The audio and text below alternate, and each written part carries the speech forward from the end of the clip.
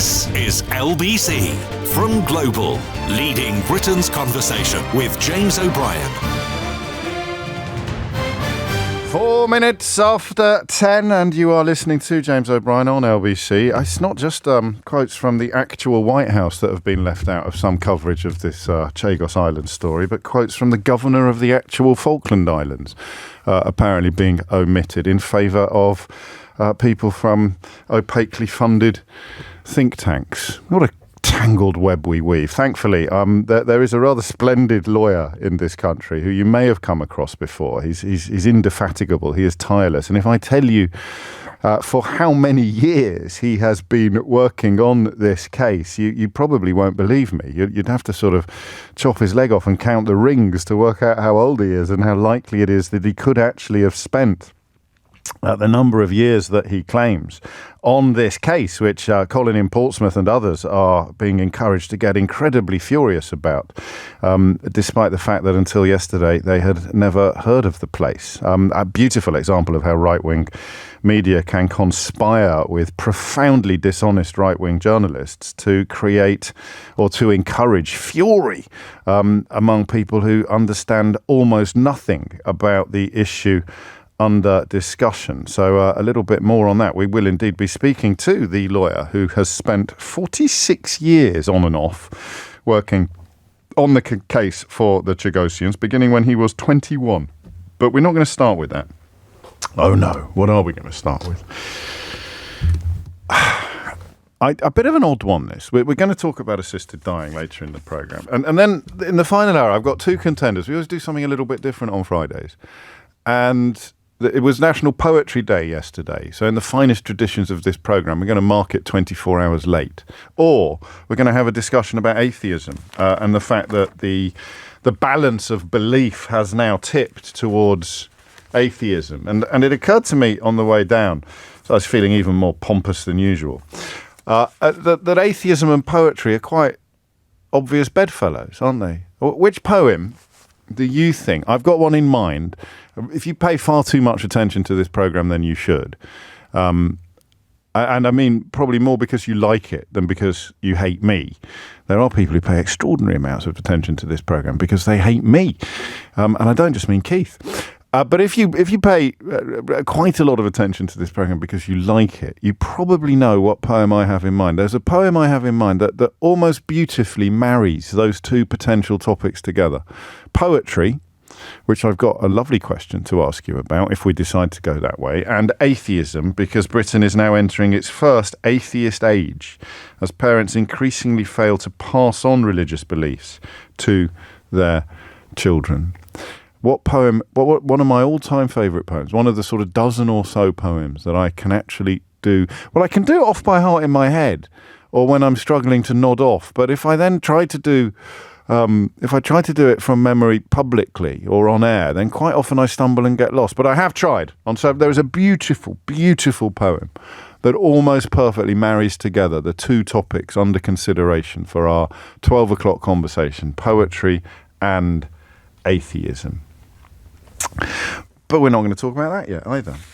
I would just say quickly about the assisted dying story that this will be the first time I have addressed this territory. It can be a bit of a hardy perennial, the assisted dying debate, and it is heartbreakingly easy, for want of a better word, to find people who've had really harrowing personal experiences that inform their opinions. But I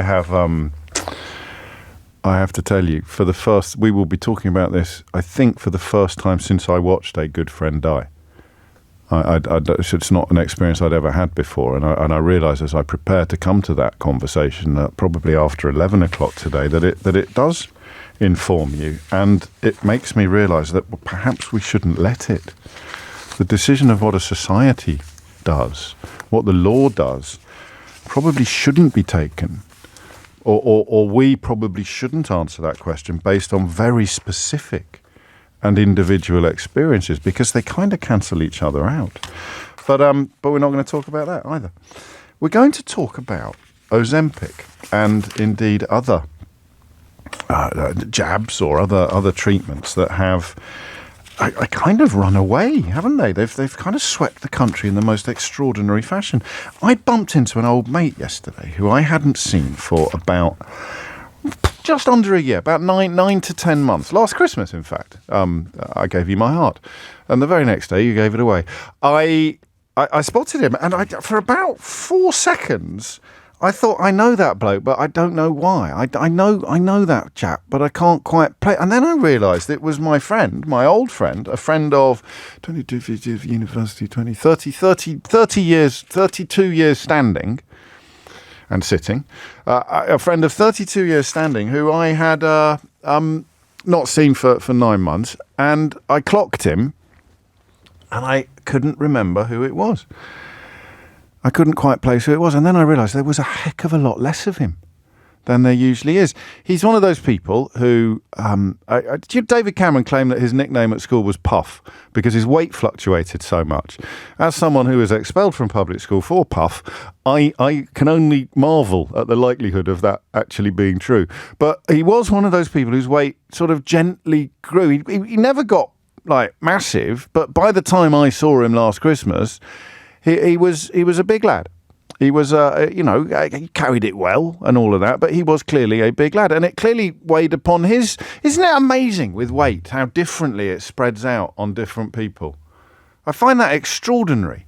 You know, the way in which some people, like body mass index is a guide to stuff, the way that some people will put all of their weight on their bottom half and next to nothing on their top half. I don't know whether this is more true for men or women, to be honest with you, but sometimes the fairness of it, the unfairness of it seems incredible. Some people can put on like 3 stone and it's spread out so, like, what's the word I'm looking for? Evenly. It's spread out so he was one of those people. He wasn't someone that you bump into after 9 months and it looks like he's pregnant.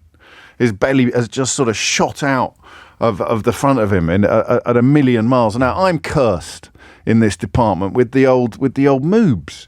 If I put some weight on, they go straight to the chesticle area, which is grossly unfair. And it's linked partly to posture. So Keith has taken on a new role this week on the programme. I can't remember whether we told you. Keith is now head of posture.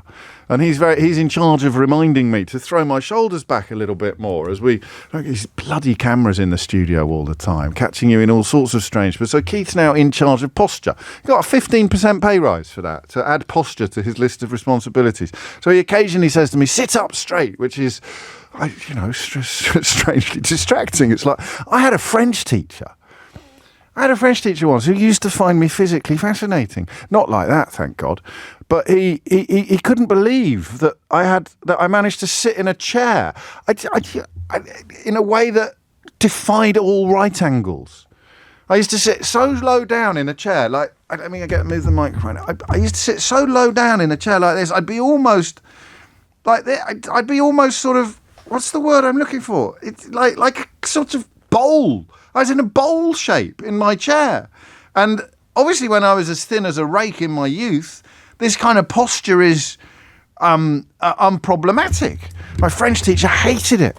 Used to play rugby for England, would you believe, my French teacher. Spoke French in a broad Yorkshire accent. He was one of those teachers you look back on fondly, but at the time you were absolutely terrified of him.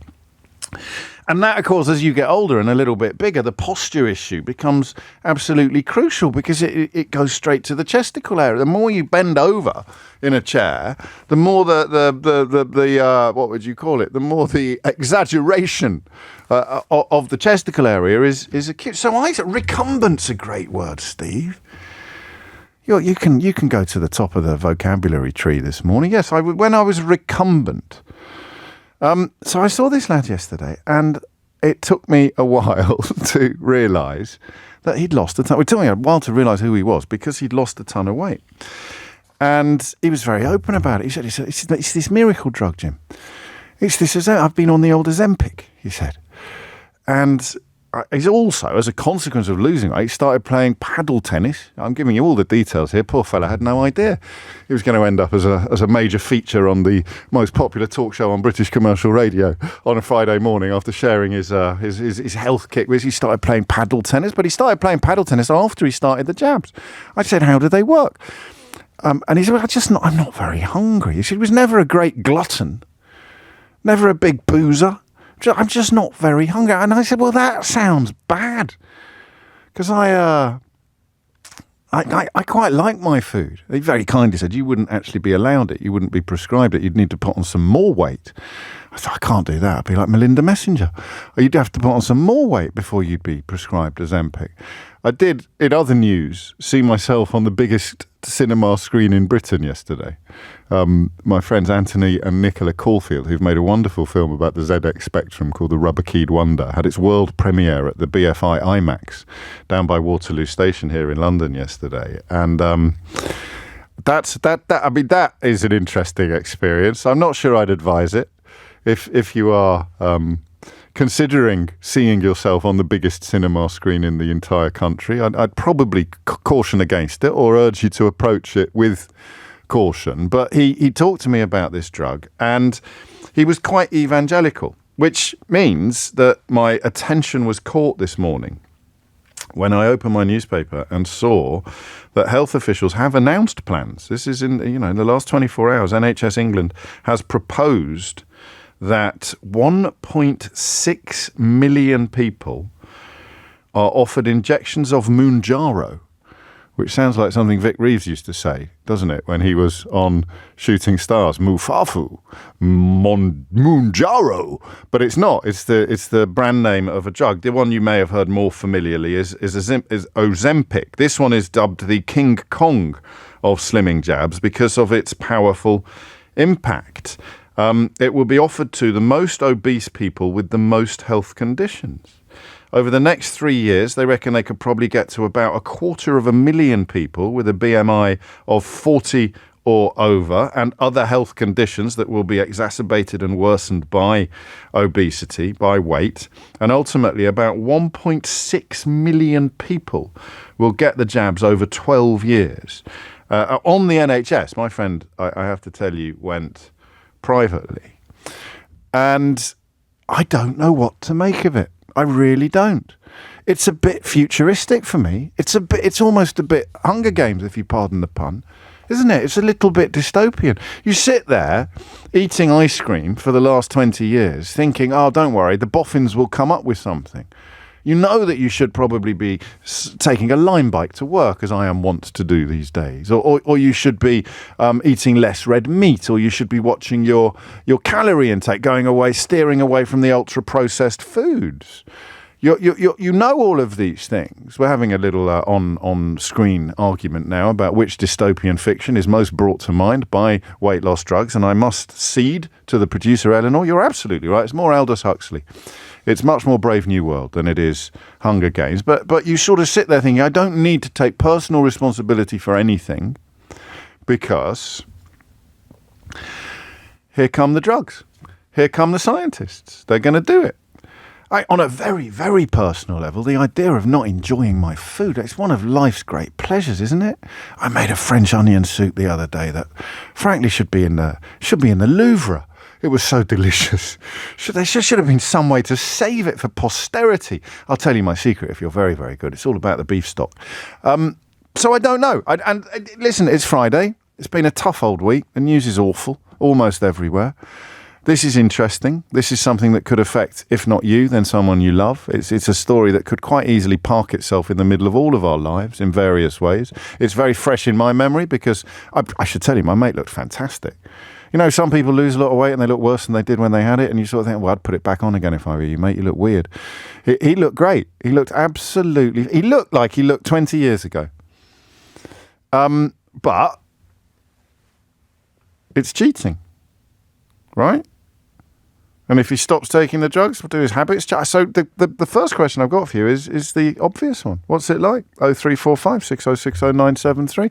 People should now have been doing it for long enough. It should have been around for long enough for us to get beyond chapter 1. So chapter 1 is, oh my days, this is a miracle.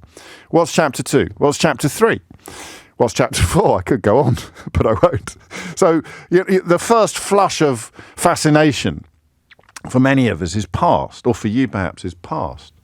So what do we think about this? And I don't quite know that I've got the I've got the legs at the moment to go in on the philosophy of it. But there's something inside me that's troubled by the philosophical question of personal responsibility. Now, in conversations about obesity, I normally hate the personal response. Some people have problems with their bodies because of their minds. Eating disorders, we're always perfectly happy to accept the reality of when people are not eating or when people are incredibly thin. But we are a little bit skeptical historically of eating disorders in the context of people who are obese, people who are not very thin. And it shouldn't be like that. So I am aware of the dangers of even bringing personal responsibility into this conversation. But looking at my mate, he did not have an eating disorder. And I can't currently see, it's all silver lining and no cloud at the moment, except for this niggling fear that I've got of a kind of dystopian future where we don't actually have to do anything because there's a pill for it. Or a robot, I suppose. Should we get stuck into this morning? Do you fancy it? Well, bad luck if you don't, because that's what we're talking about on 0345 6060 973. James O'Brien on LBC. 22 minutes after 10 is the time. So there it is. 1.6 million people potentially being offered this sort of King Kong of weight loss jabs. Goodness knows how many people have already tried, either under the auspices of the NHS or, in the case of the people I know, going privately. What do we think of it all? Is it possibly just a miracle drug? I don't know why, but Clive is very keen that I remind you or tell you that it is a drug used in the treatment of diabetes. It's not. I think that's how it was discovered, actually. The weight loss was a sort of happy coincidence almost. It reduces the amount of glucose or sugar that's produced by the liver and slows down how quickly food is digested, helping to lower blood sugar levels. I didn't say it was only for obesity, Clive, but if you want me to clarify that, then, mate, it's your show as much as mine, and I am more than happy to do so. So consider it clarified. 22 after 10. Let's start with Adam, who's in Bedford. Adam, what can you tell us? Good morning, James. Good morning. Long-time listener, incredibly nervous. Well, it's only, man, it's Friday. I never fight with anyone on Fridays. Go on, Adam. What do you want to say? So, I mean, as many callers say, I've wanted to call in before, but this one, you literally spoke right to me. Wow. So, if you go by the BMI scale, I've been obese, or technically obese, since I was about 18. Yes. I'm one of those people that doesn't look it, but I have been. And yeah. So my entire life, I've just been complacent about it, as you do. And I've got very good friends that run their own gyms. So I've had many times trying to work out. They've stuck with me. So my nutrition's been good. I've done all the programs under the sun. But, you know, life happens. You know, I suffer from anxiety and depression. And that kicked off about 10 years ago. So I'm 40 now. And the weight really kicked in was when I had my first, because, you know, everyone that's had kids, works manic. The body clock gets thrown out of kilter. You eat when you can. Exactly. You're hoovering up bits and bobs and snacks and comfort eating and all the rest of it. Absolutely right. Exactly. And then 10 years later, the heaviest I've ever been. Right. Blood pressure medication, fatty liver. A year ago, I got diagnosed with an enlarged spleen. And I was like, something has to change. So I went down the NHS route first. Right. They tried Orlistat, and that was okay. A little bit hairy for anyone that's had it. Will understand what I mean by that. But that started messing with my other medication a bit. So I was like, I went back and asked for a referral to the obesity clinic, and we cited my comorbidity issues, and eventually, after about 9 months, got first appointment, which I thought, great, we're going to start it and we're going to talk about the injectables, because I looked up private gastric surgery, and I know some people that have had it, and so do I. It's quite mixed results, actually. Yeah. One person I'm very fond of had a terrible time with gastric surgery. Go on. And I also coincidentally work in the life sciences industry, so I kind of understand the science behind it and how the industry works. And the idea of this, because it's essentially the jab targets your hormones, right? Yeah. It monitors the hormones, which helps level the playing field. And so, long story short, I went through the NHS process. I'm still technically in the NHS process, but the only option they give you, so that first phone call after 9 months was, this is just a welcome call to let you know about what the next steps in the process are. Right. In about 6 months' time, you'll be invited to an appointment where you have your first meeting with the doctor, and they go through your food plan, your nutrition plan, so everything that every other program out there does is basic, right? It's a clicky line, so I'm going to have to nudge you towards starting the injections and what's happened. Yeah, sorry, James. It's not your fault. Yeah, so anyway, so I knew that wasn't the direction that was going to get me the results I needed as quick as I needed. So I went privately. Started on the Manjaro. I'm in my 3rd month. Manjaro. And I can't do that every time someone says Manjaro, can I? I can't go Manjaro, but I might do. Anyway, so 3 months ago, what happened? Tell me quickly. So I started taking the jabs, and the best way I could describe it is it's anti-anxiety medication for food. Wow. The noise goes. I was not over-ordering, so I used to get massive anxiety, like, I've got to get sides, or I've got to get a big one. Yeah. And now I don't. And you're saying you enjoy your food? Yeah. It's giving me the freedom to actually enjoy my food. So to enjoy what you have instead of having fear of missing out or of not getting the right thing, or I should have got some garlic bread, or I'm not. This is what I'm having. This is all I want, and I'm going to enjoy it. Exactly. Any downsides? Any downsides? The first week was quite some strong side effects, but I worked through that. And for example, bearing in mind people might be having their 11s early. Yeah, nausea, bloating, and that was a day of feeling rough, and then they got through it. But it does vary. But the one last thing I want to add, James, is it's not a miracle. It deals with the food, deals with the noise, but I'm still, seeing a personal trainer. Yeah. Still listening to my body. You have to listen to the body and what it's doing, telling you not to eat, as opposed to old habits. Yeah, and that was very much of a piece with what my friend was saying. And how much weight have you lost? I'm down about 10 kilos now, and another 50 to go. Well, good luck, man. Cheers, bud. Hang in there as well. Seriously, 10:27 is the time. Just on a very self-referential note. A few things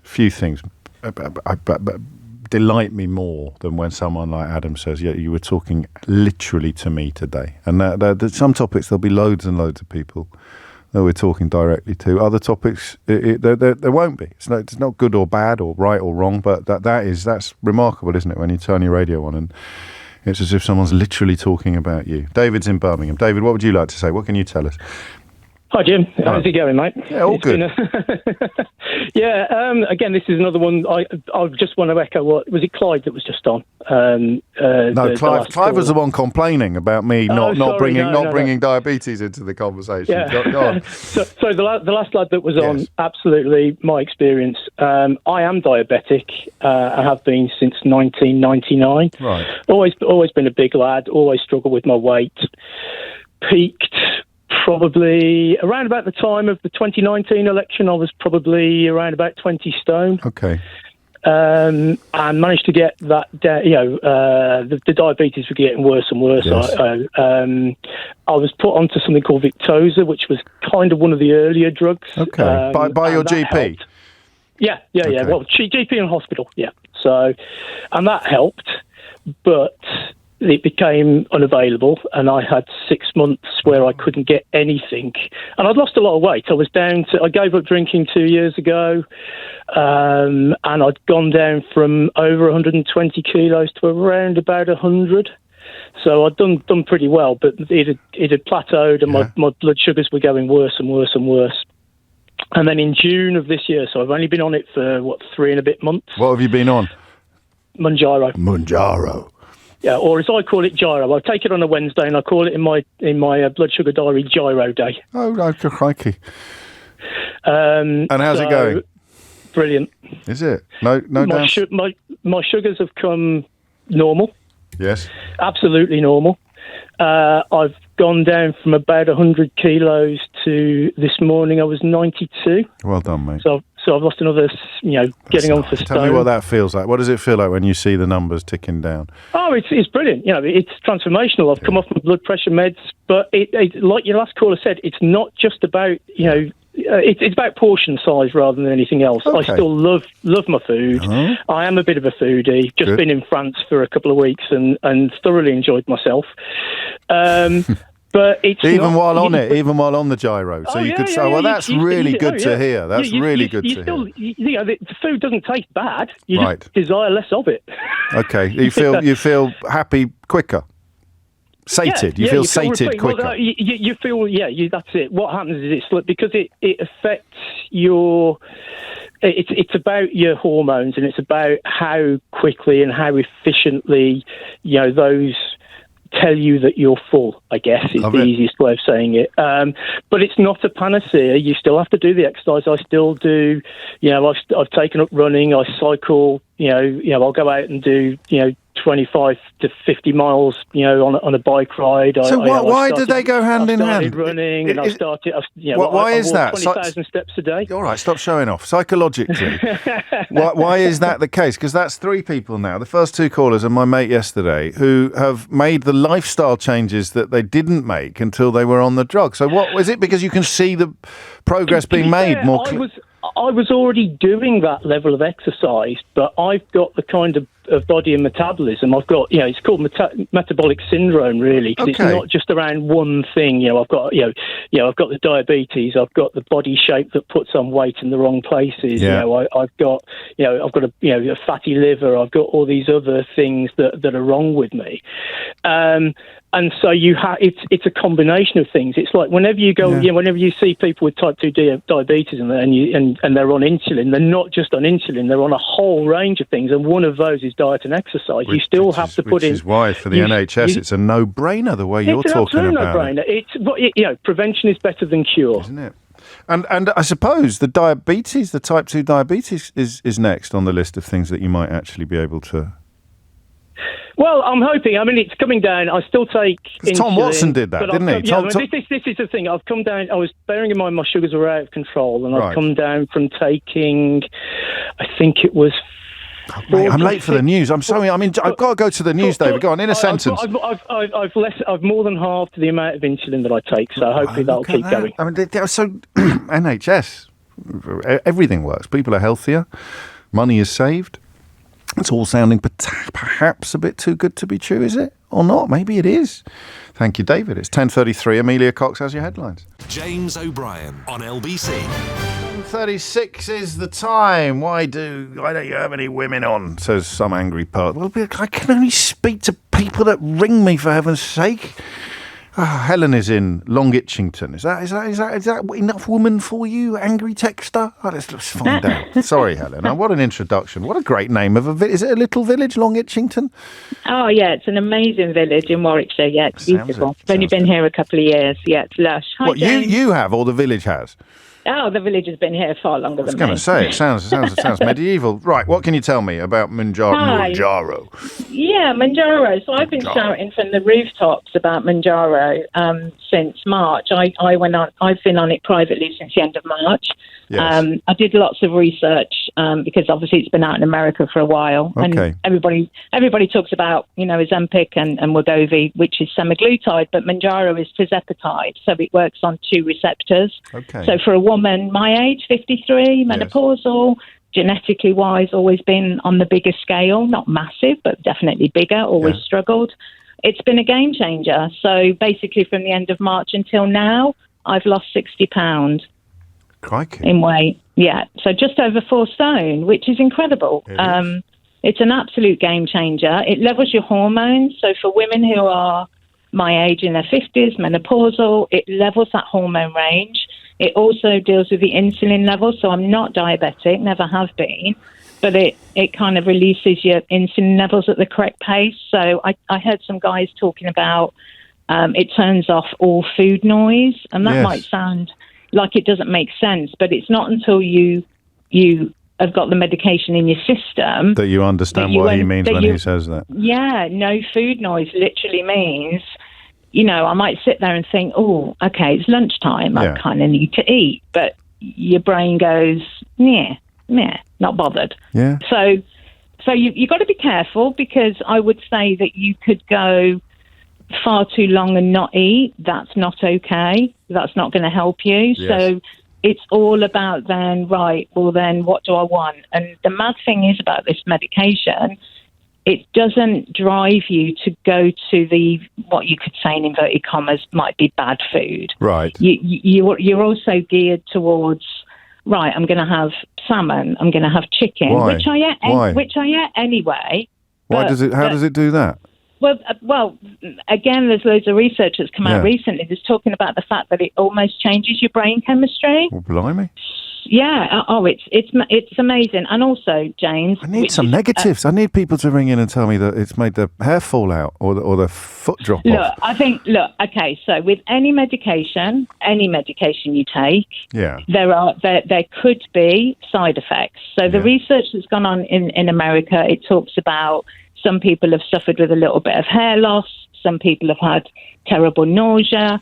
Personally, for me, I've also been very careful about titrating up when it comes to dosage. Right. So I don't know how much you know about Manjaro, but you start on 2.5 Manjaro. Sorry. I know, it's amazing. I've got to stop that. I won't tell you what my partner calls it. No, you better not. It starts on 2.5 milligram, which is classed as a loading dose, starter dose. Now, I've been on it 6 months, and I actually haven't gone above 5 milligram. Okay. So you've got to listen to your body, and you do what works for you. You know, so it's going to be, companies... politically speaking, it's going to be a fascinating experiment because it's going to involve short-term investment for massive long-term gain, isn't it? Because the more help people get on the NHS, the more access and help, but also the support you're describing, the amount of money it's going to save moving forward is inconceivable. But it's going to need the people there.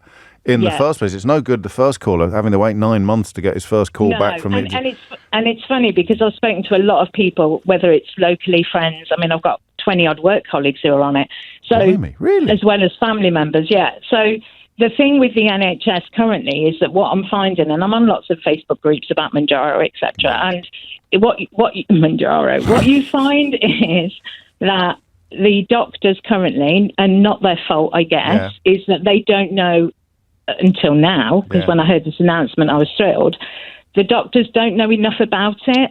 So when you go and they put you on their clinic list or whatever, they're like, oh, we don't know much about that. So if you want to go and do it privately, do it. Now they're getting with the program a little bit more. And the fact that there's no point putting people on, well, let's talk to a nutritionist, let's do this, because actually, fundamentally, it comes down to hormones, genetics. It's not about shame and blaming people. It's about recognising that the biological and chemical relationship with food is different for every single organism. 100%. Even if you belong to, especially if you belong to the same species. You know, the people who think, eat less and exercise more, it works for them. But there's people who eat exactly the same as what they eat and exercise more than what they do, and they don't have the same biological reaction to it. Exactly. It's the same. We've always said it. I mean, you know, my entire life, you know, I've been around people who are in inverted commas naturally skinny, you know, naturally slim, and they might eat exactly the same as me, but they're slimmer, they're half my size. And it's not that I'm sat on the sofa filling my face, because that's not who I am. And that's such a lazy portrayal, which unfortunately is something else we can lay at the feet of lazy tabloid journalism over the last 20 or 30 years. And I speak as someone who was guilty of it once. 2 quick questions. First one is, you're doing the other stuff as well, like my other callers? You're taking changes in your lifestyle alongside the drug, are you, or not? Or perhaps you didn't need to.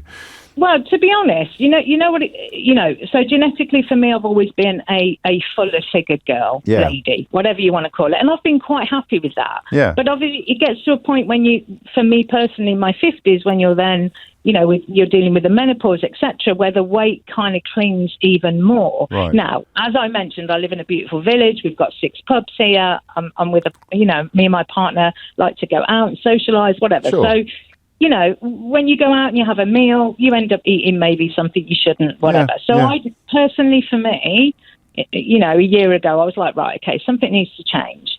And I've always struggled, so what can I do? I did some research. I pay privately through an online pharmacy. And this is working for you. And what is the outlay? What's the cost? So I'm actually really lucky. So I don't know if I'm allowed to mention who I use. But you better not, just because I don't know. No, I don't know for sure. But just give me the figure. They're an online pharmacy. They tell your doctor as well. I currently only pay $149.99 a month for my pen. Yeah. And do you need a prescription? Does the GP have to tell the chemist that they can do this?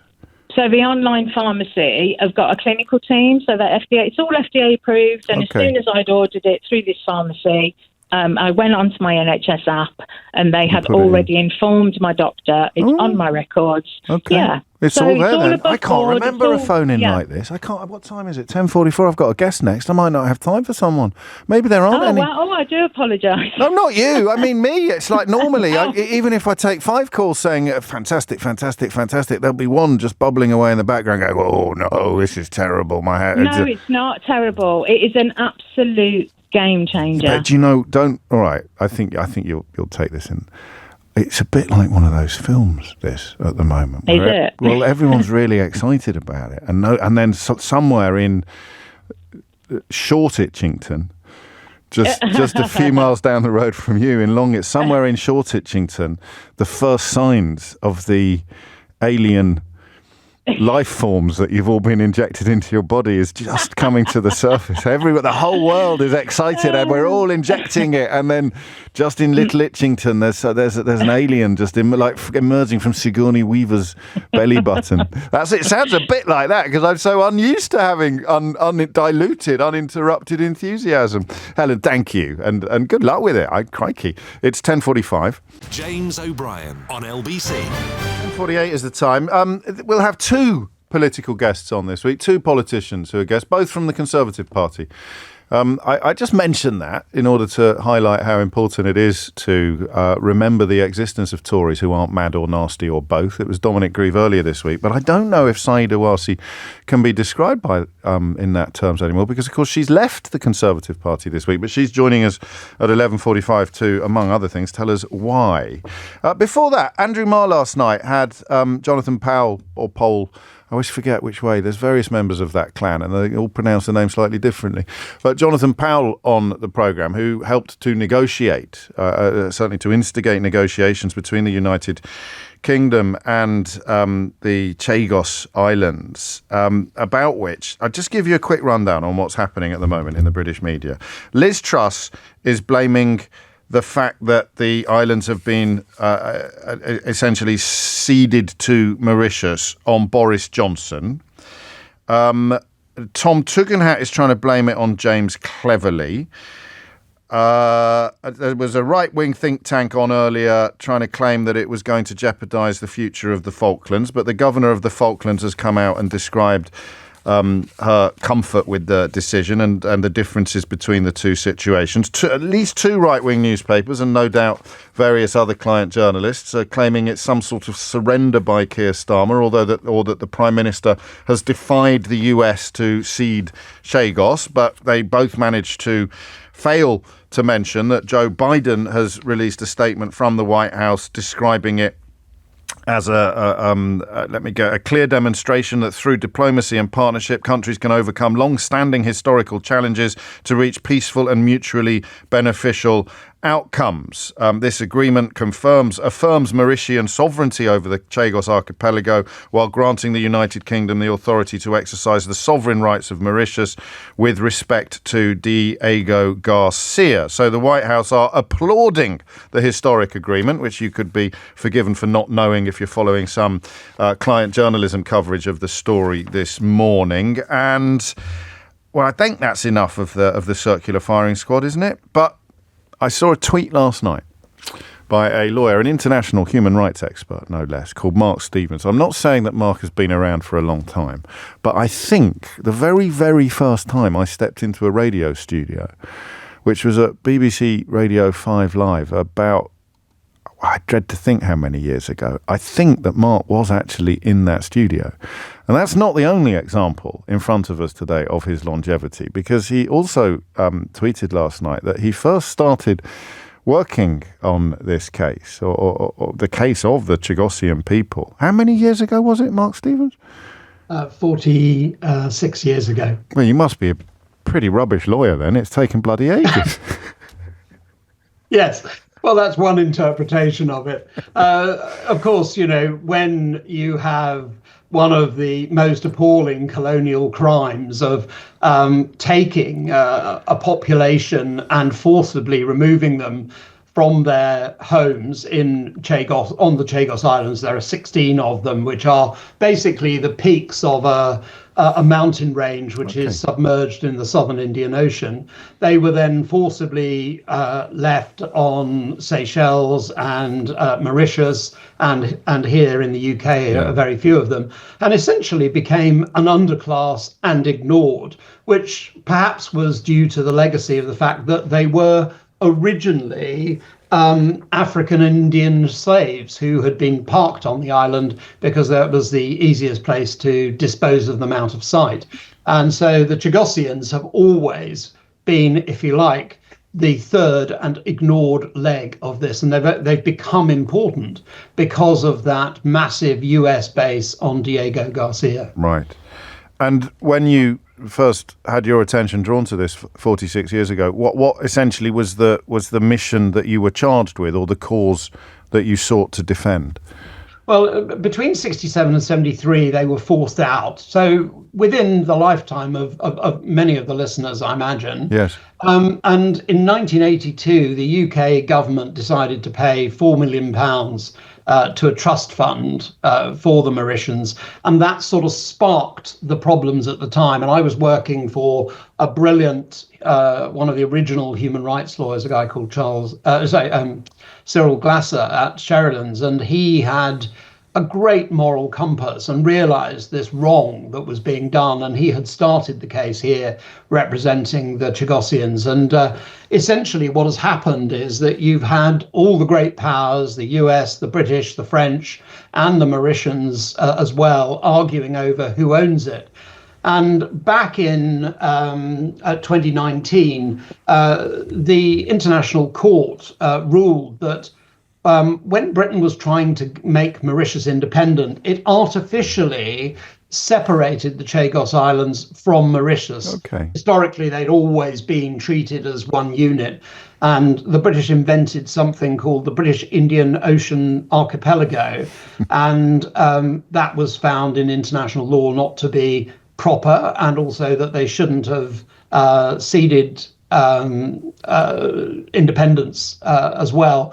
So this is effectively correcting that wrong. So something else missing entirely from a lot of the hysterical coverage that I've been exposed to this morning.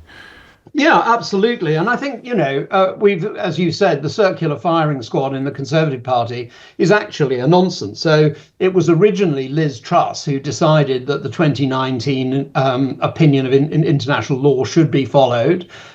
James cleverly effectively concluded the negotiations using the good offices of Jonathan Powell to ensure that all this was done. And essentially, the Labour Party have continued and essentially enacted the arrangements that were already agreed in outline before the Conservatives left government. And there's been a lot of nonsense spoken. So the fact Tom Tugendhat has said that, it's, possible the Chinese will have a base. Well, that's dealt with in the arrangements. And the fact that Joe Biden is happy with the arrangements and he doesn't think that there's going to be a Chinese base next door to Diego Garcia perhaps demonstrates the nonsense and politicking which is going on at the moment. More on that in a moment. We'll hear what Jonathan Powell himself had to say about it to Andrew Marr last night. But there is one fly in the ointment, and I thank you for drawing my attention to this. And this is essentially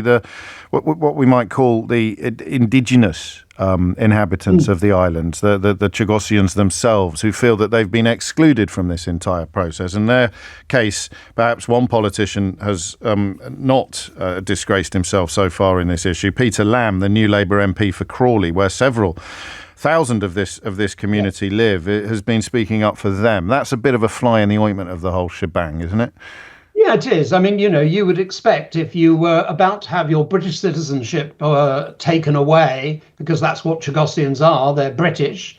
It's a British colony, or has been, and you were suddenly going to become Mauritian, that you might have a say in that. And that hasn't happened, and I've seen why the Chagosians feel badly about it. And of course, the arrangements for compensation are being dealt with between the states and not involving the Chagosians. And it's far from clear that the Mauritians have the best interests of the Chagosians at heart, because they've always seen them as outsiders. They've always seen them as a poor underclass living in Mauritius, and as a consequence of that, they again have been ignored. I would say I think this is a positive step in terms of allowing Chagosians to go back. I mean, it's an amazing place. There are 16 islands, 15 if you discount Diego Garcia, and that's about 120 miles from the nearest other island. So you can imagine a sort of South Indian Ocean, Maldives type situation where there's these beautiful crystal clear atolls which people could go and enjoy themselves at. So, thank you, Mark. And finally, I'd just like to know what it was that first attracted a fresh-faced, bouncy young Mark Stevens to the place at the tender age of 21. What made it beep on your radar? It was just being educated by some of the older people. Most of the lawyers who sort of initiated this are now dead. Yeah. There's been a new generation, my generation, if you will, that's inherited it. But I think we did think that the behaviour of the British government at the time was inappropriate. And I think we've seen, if you look on social media, the sort of awful colonial comments. It is colonial. It's the only word that works. Yeah, it is. I mean, you know, in international law, what we did when we gave Mauritius independence was we illegally tried to carve out the Chagos Islands. And international law says we didn't do it properly. So it's our fault. And here we are. You can prove anything with facts. Mark Stevens, Thank you very much indeed. International human rights expert. And of course, I don't know about you. I don't know. Did you hear the caller from Chippenham yesterday who was talking about how woke means that you hate Britain? And no one can ever explain to me what that means. Here's a really good example. Insisting that Britain abides by international law is in the minds of these people. And they go right up to the shadow cabinet, of course. That's what's anti-British, insisting that we tell the truth about our history and abide by international law. Have a listen to Andrew Marr talking last night to Jonathan Powell, who, as Mark Stevens has just reminded us, was heavily involved in these negotiations from the very start. And what do you say to those who suggest this is the beginning of, as it were, a handover of all the remaining British territories? The Falkland Islands might be next, people are saying. I think that's completely wrong. The overseas territories that remain are all pretty sui generis. They're all very, very different from each other and very different from this. I don't think this really sets any precedents for those overseas territories. Falklands, for example, is a question of self-determination. You have to persuade the people there if you want to make any change, just like we did in Northern Ireland. So I think that people who are suggesting this is an analogy or precedent are wrong, and our lawyers are very clear there is no precedent from this. It's almost as if the people that brought you Brexit, Liz Truss, austerity, and I don't necessarily mean the politicians, I also mean the so-called journalists who cheered all of these things to the rafters, exercised years tickling the tummy of Boris Johnson and in some cases continue to do so, people that were comfortable with risk. It's almost as if the people in my profession who were cheering all of those things and now, of course, pretend that none of it ever happened, are still not telling you the truth about interesting and relatively complicated international issues, isn't it? Yeah. Anyway, it's gone 11. That was a lovely conversation about weight loss drugs. It was curiously upbeat. I have to concede the next conversation will be altogether more serious. James O'Brien on LBC. It is 4 minutes after 11 and you are listening to James O'Brien on LBC, where I think for the first time since I had the extraordinary experience of watching a close friend die a long and slow death, we return our attention to the question of assisted dying. And I've always found myself uncertain on this. I as a younger man, I was certain about everything.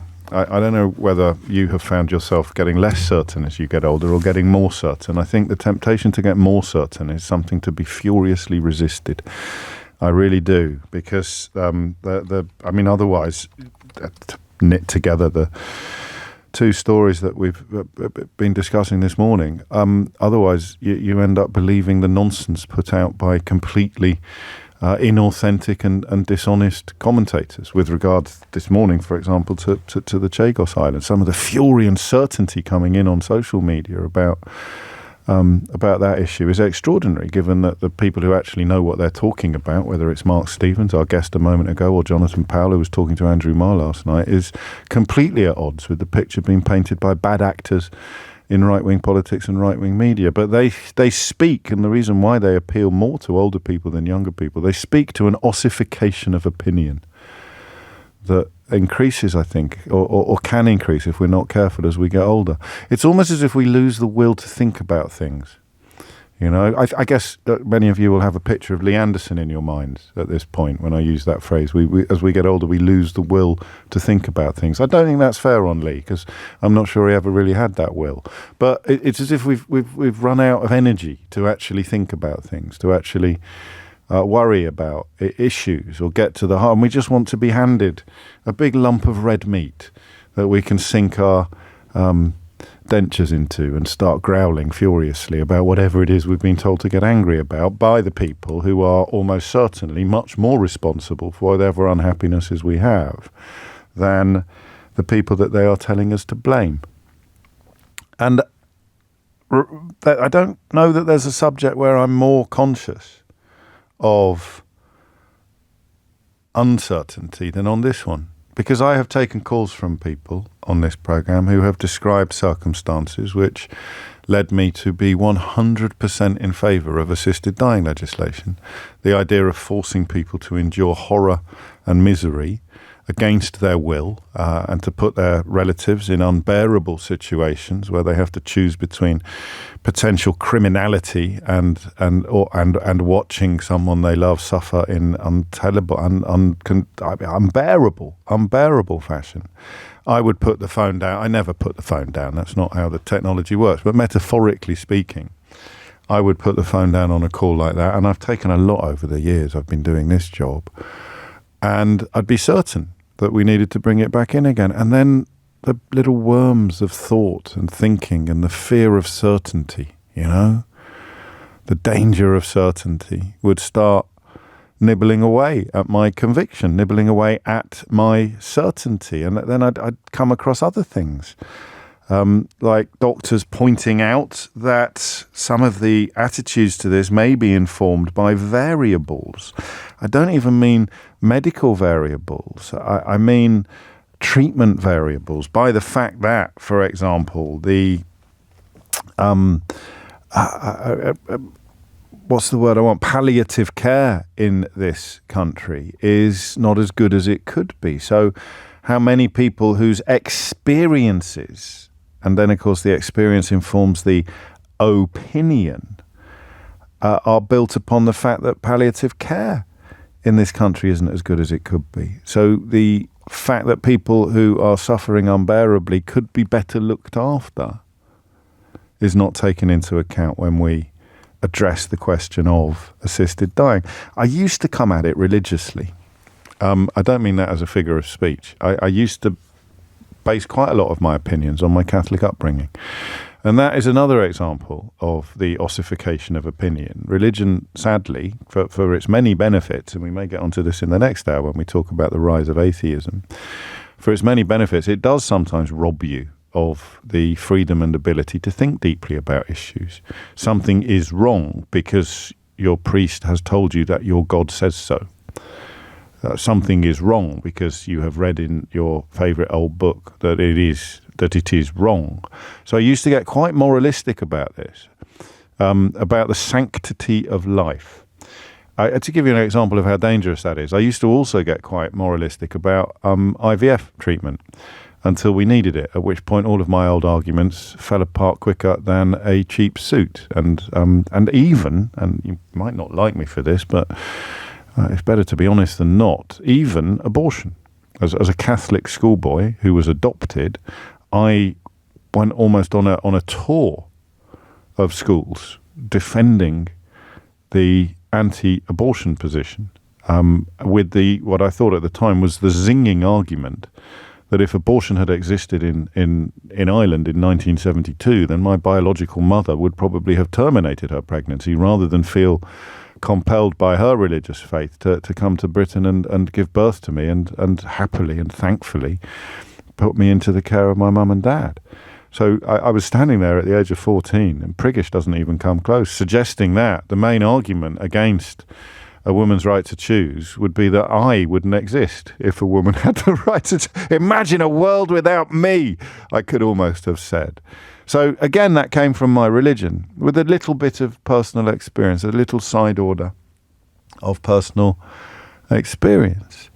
And then I lost a friend. Then I watched a friend die who had extraordinarily good palliative care. And I think it was Rachel Clark, who of course, whose book "Your Life in My Hands" was turned into that fantastic television drama. She's been a guest on Full Disclosure, and she remains a tireless campaigner on all matters NHS. We probably should have got her on the other day when we were talking about physician associates, but it was Rachel's comments this morning that really grabbed my attention. And her point was that the opinions of many of us may be informed by our experiences of palliative care, and that if palliative care was a lot better in this country, then some of our opinions would change. I love people who are honest about their lack of certainty. She wrote this morning, "I think it's important to be honest about how conflicted I am about assisted dying. But I see patients who want to die now because they can't get decent or any palliative care." This is her world, by the way. This is her field. That is a national scandal. So people want to die now because they can't get palliative care. It won't be all people who are supportive of assisted dying, but it's got to be a huge part of it. Why are we talking about this? Because the House of Commons are to get a free vote on it. A historic vote. Labour MP Kim Ledbetter, who's also appeared on Full Disclosure, actually. It's getting ridiculous, isn't it? The roster of people that have appeared on my podcast.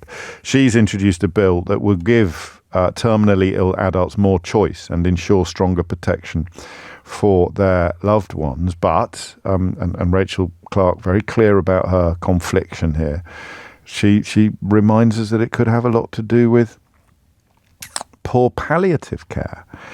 And that's even without mentioning some of the traditional issues regarding coercion or people feeling they're a burden, or people thinking that they will be better, their family will be better off with them gone, and not believing their family when they absolutely swear blind that they would rather have you here for another few hours, few days, few weeks, or few months, even if you're barely there in the traditional sense, than say goodbye to you sooner than they need to. And when I say when you're barely there in the traditional sense, I can see my friend on his deathbed.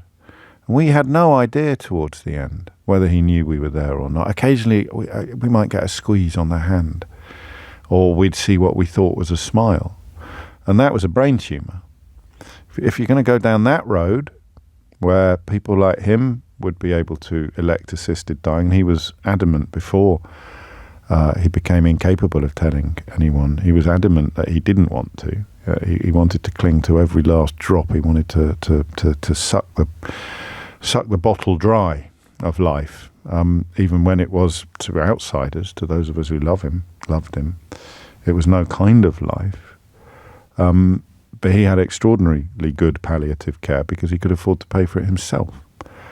And when I talk about him having no sort of life in the context of what we mean, I find myself thinking of dementia patients. What do we mean when we say it's no kind of life? If you don't recognise your own children, are we telling you, will society next? I don't normally like thin end of the wedge arguments, because that's what laws and regulations are for, to make sure that the wedge extends only so far as society has agreed that it will. But if it is physical, terminal illness today, does opening that door not make it more likely that it could be mental, non-terminal illness tomorrow? Or it could be quality of life-based decisions, not existence of life. or end of life. So dementia, I don't know. And I am happy to admit to you that I don't know. But another thing I don't know, I sound like Donald Rumsfeld this morning. Another thing I don't know is whether the way I want to conduct this conversation will work, or indeed whether it is the right way to conduct this conversation this morning. Because I know that you could ring me now and tell me about your husband dying, or your wife dying, or your mum dying, and persuade me in 30 seconds flat that they should have had the right to assisted dying. I know you could, all right? But that doesn't actually address the question of whether it's something our entire society needs or should have. Whether it's something that the entire society should have. And I'm very uncomfortable suggesting that the people I want to talk to are the people who haven't got much experience of hideous end-of-life experiences. Do you see why? It's the philosophers and the thinkers, it's the judges that make decisions like this in most civilized societies. It's not, you don't do it by plebiscite. And if you did do it by plebiscite, I mean, what would swing it? If you'd just watch your grandma die, you'd go through that lobby. If you hadn't, you wouldn't. And if you were worried that your grandma would choose to die when you didn't want her to, you'd go through the other lobby. And if you weren't, you wouldn't. So there's a reason why people directly associated with court cases have absolutely no say on the outcome of the court case. We might take a statement from them afterwards, a victim statement, for example, but we don't let them influence sentencing or verdict. We leave that to a jury. And if a jury was sitting on this, they would not be permitted to stay in the room if they had deep and profound personal experiences of the issue. Which is why I worry that so much of the conversation, so much of the discourse is directed by people who have heartbreaking stories to tell, stories that we've listened to often on this programme. So I could sit here now and say, I'm pretty sure that if I had really bad dementia and didn't recognise my children, I wouldn't want to live. But then I watch films, particularly I think in Scandinavia, of homes where they've embraced really visionary new ideas, and people might not recognise their own children, but their children recognise happiness when they see it, and those human beings are experiencing happiness. So would I be able to make that decision? So let's see, shall we? 0345 6060 973 is the number you need. If you want to tell me why, I'm not going to apologise for using the word philosophically or the word ethically, because our civilizations are built on ethics and philosophy. It's why I reserve my greatest rage for public figures who ride roughshod over ethics that have been honed and shaped over hundreds of years, the rules of common decency, the reasons why we are not sort of hideous constantly to each other, why there are limits upon our behaviour, the politicians who break those rules, the politicians who ride roughshod over those conventions are the kind of politicians that paint targets on the backs of their own vice presidents. So that's why we need philosophers and judges and purveyors of ethics, examiners, scrutinizers of ethics, ethical codes. And I don't think we've got much room for religion here either, because it leads us to false certainty or unprovable. So you can tell me it's not false certainty. I know that God is opposed to this, but you don't. You believe he is. You might believe it more passionately than you believe that the sun's going to come up tomorrow, but it's still a belief. A philosopher would explain that just because the sun has come up every single day of your life doesn't mean it is going to come up tomorrow. That's epistemology, that is. So what do you think and why? 0345 6060 973. Because I'm just not sure. Make palliative care as brilliant as it could possibly be and then get back to me. That would be my position at the moment. Don't go down this road until palliative care is exemplary. If palliative care is exemplary, then the question changes. And if the question changes, contingent upon something we can change tomorrow, should we even be asking the question at all? James O'Brien on LBC. It's 22 minutes after 11. You're listening to James O'Brien on LBC. A free vote for MPs. For the first time, I think. Lords have had it before, but not the Commons, on this question of assisted dying. Should it be legal in this country to help terminally ill people end their lives? And it's not always people who would be incapable of doing it themselves, but the logistics, if you like, of taking your own life can be harrowing. And the point about assisted dying and clinics like Dignitas is that they make everything, quotes, easier, end quotes. 22 minutes after 11 is the time. Mike's in Wigan. Mike, what would you like to say? Morning, James. Hello, Mike. Hiya. I've just come out of the supermarket and caught the tail end of you talking about, where do we go with supporting people in dying? Okay. And I caught a bit about you talking about dementia. And I'll be honest, I've already spoken to my family and told them that should I get diagnosed with dementia, I won't be hanging around for the full-blown effects, and I will be taking my own life. Should that, scenario ever come to fruition. So, I mean, that wouldn't be something that was affected by this legislation, would it? Well, I don't know. But you could, I suppose, it could be easier to do. I don't know. Yeah, because, at the moment, I think my current plan would be to go somewhere nice and take a, cocktail of drugs on my own and end my life that way. Yeah. With no family around. Yes, exactly that, and with no family around, because technically they could be accessories, or where does it come from? The conviction, the certainty. I think you work with dementia patients, because a lot of the people who visit the dementia patients don't want the dementia patients to be dead, do they? No, God, no. And maybe your family wouldn't want you to be dead in the same circumstances. But the people I work with, if they had the option in, a few years ago, before they'd reached the stages of having full-blown dementia, would they have wanted that option? Would they be wanting to go through what they're going through now? We can never know, which is why we should err on the side of caution, surely, rather than exactly.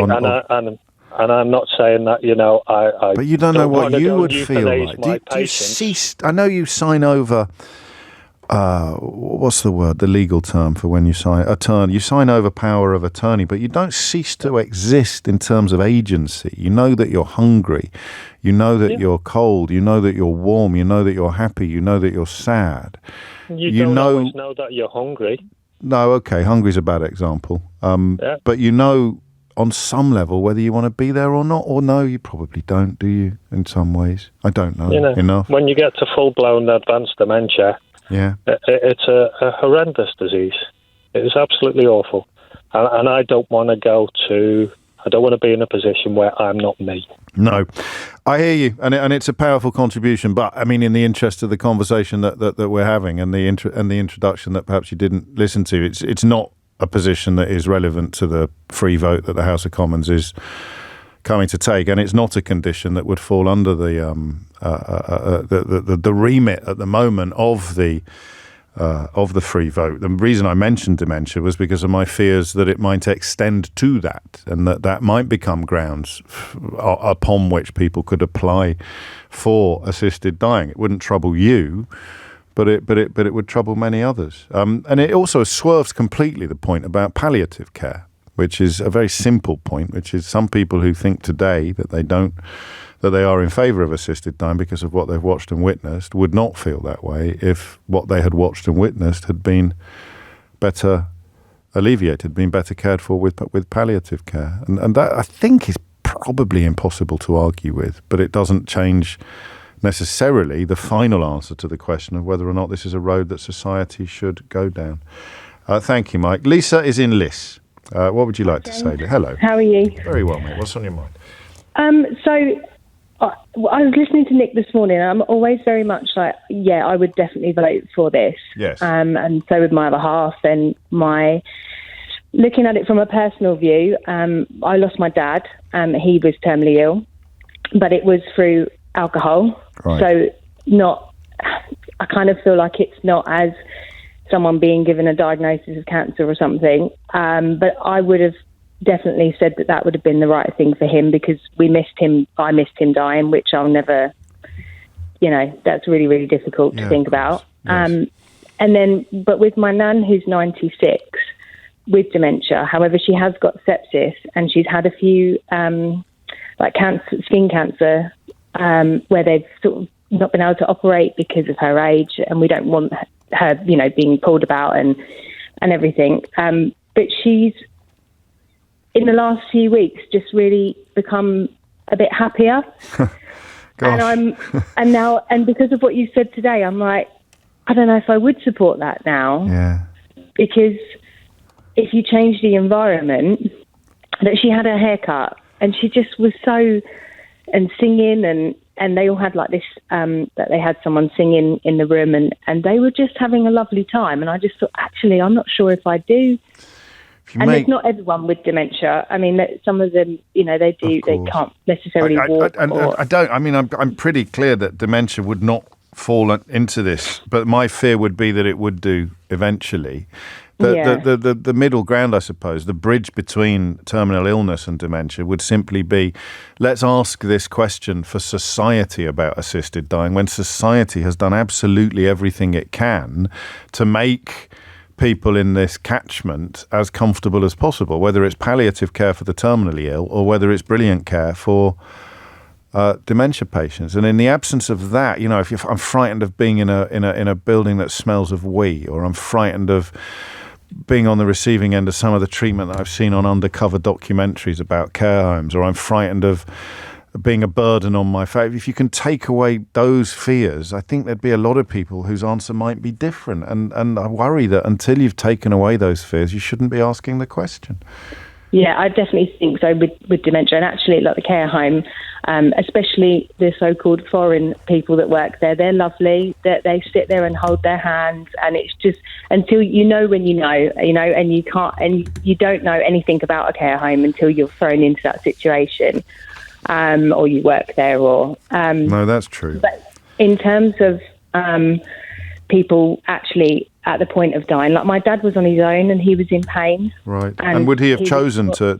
Yeah, definitely, 100%. And we already were planning his funeral, but me and my sister had to go into the funeral homes, and so it was happening. It was real. And he knew he'd done it himself, but he was also really ill throughout his life. Yeah, no. And my stepdad, he was also really healthy and not an alcoholic, but he died in front of us, and he would have hated that. That was really undignified. He was gasping for air, and I just think if it's terms of that, but this is the difficult bit. This is where you put me in an uncomfortable situation, because I need to remind you that these stories are really powerful, but they don't necessarily constitute grounds for an entire society changing its laws.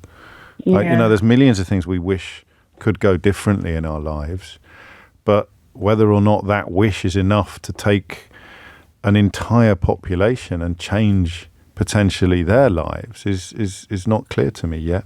It really isn't. And I say this as someone who watched one of his best friends die during well, I didn't see as much of it as I would have done if we hadn't been during lockdown, but we were on the list of people that were allowed to visit, and it was a harrowing and life-changing experience. But it also, we're going to use this as a story to counter your story, Lisa, not to claim you're wrong or I'm wrong, or you're right or I'm right, but to watch someone whose life was reduced to the really bare minimum, but whose determination to cling onto every last drop, and our belief that he was capable of witnessing love right up until the end. Would you deny anyone love? So that's why it's not, for me, anywhere near as clear-cut as it sometimes can appear in a 500-word newspaper column.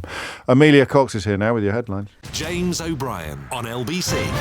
It's 11:34. You're listening to James O'Brien on LBC. Sayeeda Warsi joining us shortly to Talk us through, partly why she has elected to leave the Conservative Party. I don't know if she was a cradle Conservative, but she was certainly a former chairman. But also one of the main reasons, of course, being this uptick in really hideous rhetoric and ideology. I think we can all be pretty clear about which community of people Kemi Badenoch was seeking to incite hatred against when she talked about a woman coming to the door and seeing Kemi Badenoch and saying, "Oh, I've got to go and get my husband." And Sayeeda's new book, Muslims Don't Matter. It's self-explanatory title, really. We'll be talking to her after 11:45. Before that, the assisted dying and my attempts to make the conversation a little bit more nuanced and complex even perhaps than the radio phone-in medium traditionally allows. But I'm not sitting in judgment on anyone because I've taken calls over the years from people who have persuaded me by the end of that phone call that it is absolutely barbaric to insist that people see out their days in misery and against their own will. But we can't go into these questions. We can't go into this sort of territory glibly. There's also that, if you're going to be glib, there's the if it ain't broke, don't fix it, to which you respond by saying, well, it is broke. And I respond by saying, well, lots of things are broke. Things that have a bearing upon your answer to the question about assisted dying. If palliative care was better, if end-of-life care was better, if dementia care was better, would you feel the same way that you do now? And some people will answer no to that question, ultimately, whether they realise it or not, in which case, should we be asking the question becomes live. I always think of Henry Fraser when we're having this conversation. Henry's an incredible young man who somehow manages to create, frankly, breathtaking artwork, beautiful artwork, using only his mouth. He is a mouth artist. It was in 2009 that he ran into the sea and suffered the most extraordinary tragedy. And it robbed him of movement below the neck. And I read his story, and a West End play. His life was turned into a West End play. He's just a magnificent young man in a million different ways. And then I remember the stories of rugby players, a couple of rugby players who suffered almost identical injuries and went to the Dignitas clinic. So there's two different people in identical situations. You can't take one and use them as a reason why the other one shouldn't be able to do what they want to do. But the freedom to do, that's the thing about Lisa's call, about changing. I change my mind, particularly if it's not a mental, if it's not dementia. I think I want to die now. And then a year, you're not allowed to, and a year later you don't. Complex. David is in where? In Hertfordshire. David, what would you like to say? Yeah, good morning. I've been involved through family, 2 assisted dying situations, both in Holland. Okay. One of them I was almost 100% in favour of, or believed that it was the right thing to do, and the other one is probably fair to say I was almost 100% against. Oh my Lord. And it's from having a position historically of thinking, yes, people should have the right to be able to do something. When you're actually involved in the situation and you start to think, well, where is this bar? Where is this line that it's okay to do it or not okay to do it? Yeah. And that's the conflict, I think, that you have, or the MPs will have when they are making that vote. Because when you hear the horrendous stories, as we have this morning, and with Nick Ferrari, about people who are suffering interminably, then I see that is, and I believe that is something that should occur. And that was the situation with the first assisted dying. The second assisted dying, the person had a terminal illness, but he'd also just spent 3 weeks on holiday with me and family, and we all went back to Holland. And on the day of his, because you have to have 2 doctors and a judge sign it all off, and once you've got that signed off in Holland, you can make a decision at your leisure as to when you want to do something. Yes. And he chose he wanted to do something, and on the day that he did it, was a beautiful sunny day. We were all sitting in the garden drinking rosé wine, and we know that the doctor is coming around at 5:30 to administer the drugs that's ultimately going to kill him. Yeah. And I found that incredibly difficult. And I said to him at the time, if this is not your time, please don't do it. Right. And he said, no, it is my time. It's my time. But I couldn't get my head round the fact that the holiday previously, and the fact that we're sitting in his garden, that because he'd been signed off that he was of sound mind, and he did have a terminal illness, that it was legal for him, or it was legal for it to occur. And to this day, and partly, I suppose, I don't tell many people this story, and now here I am telling goodness knows how many people the story, because it has really conflicted with me. It really upset me, because with the first person, they had a chronic lung illness that was horrendous. The fear of going to the loo and not being able to breathe was he was just in a situation where it was time. Yeah. And this line of VAR, I'm not sure you're much of a football man, but where do you draw that line? Well, mate, I'm a Kidderminster Harriers fan. I don't think we've ever played a game that VAR has applied to, but I know of what you speak. Yeah, if a toenail is over the line, then the person is offside. Where do we draw this line? Where do the MPs? Where do the medics? Well, you can't. I mean, that's absolutely an articulation of where I am this morning, because you cannot give your first relative what they want without also giving it to your second relative, and you can't stop your second relative from getting what they think they want. And if I've understood you correctly, you think that with counselling or help or more time, he may not have ended up making the decision that he made. You can't prevent him from doing what he wanted to do without preventing your other relative from doing what he wanted to do, because at the moment, as things stand, they're both on the other side of the bar, aren't they? They're both on the other side of the line. And that's why it's a question for society. It's not, in many ways, you are the living embodiment of the conflict I was trying to describe in my introduction. You are somebody who recognises that you can't base it all on one experience, because another experience might come along that challenges what you thought you were certain about. Absolutely. And as I say, I'm sitting here now talking to you and having the same conflict inside. And to this day, I can... I think I also want to put in this perception that, you slip off to Switzerland and you're sitting on the mountainside and it's bright, sunny and snow-capped heat and all that sort of business, or it's a lovely clinic. It doesn't actually... Well, it does work like that perhaps in Dignitas if you want to spend X thousands of pounds to go and do it. But when...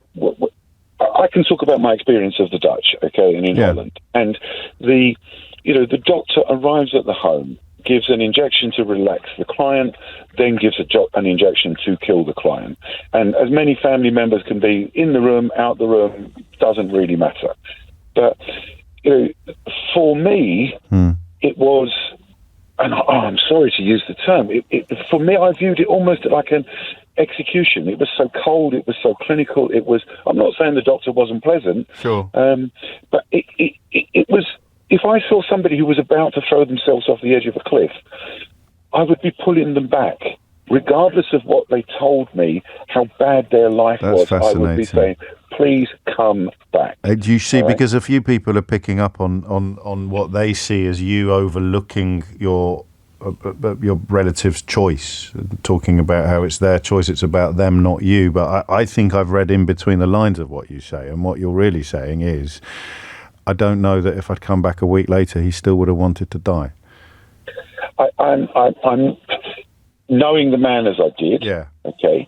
And he was a very logical person. And as far as he was concerned, the condition that he had equaled pain and unhappiness for him, and an eventual death that he did not want to go through. Yeah. And that eventual death that he did not want to go through was going to be painful and messy. And he didn't want that. Now, so what was the difference then? Was it just time? I mean, timescale. Yeah, that's what I thought. That's what I thought. Do I believe that the man that stood and watched a football match with me, having half a beer, 2 or 3 evenings a week, 2 weeks before this event took place, was in a position that is being described by some of the callers that are calling in, No, that was position of number one. Yeah. Position number two was, I have the authority because I'm making a personal choice and I have the right and to be able to that's do why that. it's a question for society, because, you know, he has a terminal illness. It doesn't matter how many years he's got left. He has a terminal illness and he is of sound mind. I may as well get it over and done with now. And that, to me, sounds tragic. Yes, and again, it's this bar. Where is this VAR line going to be when if the vote gets passed and then all the discussions and the law comes into position? You know, what about the poor soul who isn't quite up to that bar but is in a terrible state? I mean, as I said, I used to believe that people had the right. And you might do again. You might do again.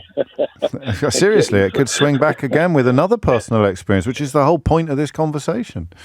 Yeah. And I'm so glad you were able to contribute to it, albeit that I'm sorry that you were in such an extraordinary position to do so, David, because there it is. I don't, sometimes worry that I might have gone a bit bonkers when I'm trying to explain why some subjects are a little more nuanced than perhaps we allow. But you take one harrowing personal experience and it delivers certainty.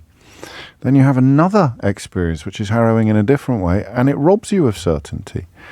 This is not a subject that should be lending itself to certainty. It really isn't. And so much of the coverage is built upon a place of certainty. Dare I say, there is no right and wrong answer to this question. And something about the human condition makes us really resent and resist that idea. There is no right or wrong answer to this question. So who would you trust to make this decision for an entire population? James O'Brien on LBC. 11:49, you're listening to James O'Brien on LBC. There was a remarkable moment earlier this week where I found myself quoting Margaret Thatcher in defence of the relationship that politicians should have with journalists. This after honest Bob Jenrick took the extraordinary step of singling me out for abuse on the stage of the Conservative Party conference in Birmingham.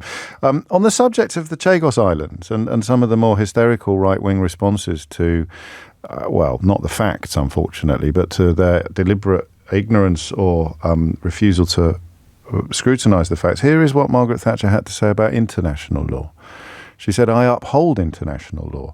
Once we go away from that, we shall not know where we are. If we are not going to live by a system of international law, we are going to live by international anarchy. Then no people anywhere in the world are safe. You cannot be selective in your defence of law. You cannot say, I like that law, I will uphold that one, I will not uphold the other." And bear that in mind, not just on the Chagos Islands, but also, of course, on the European Convention of Human Rights.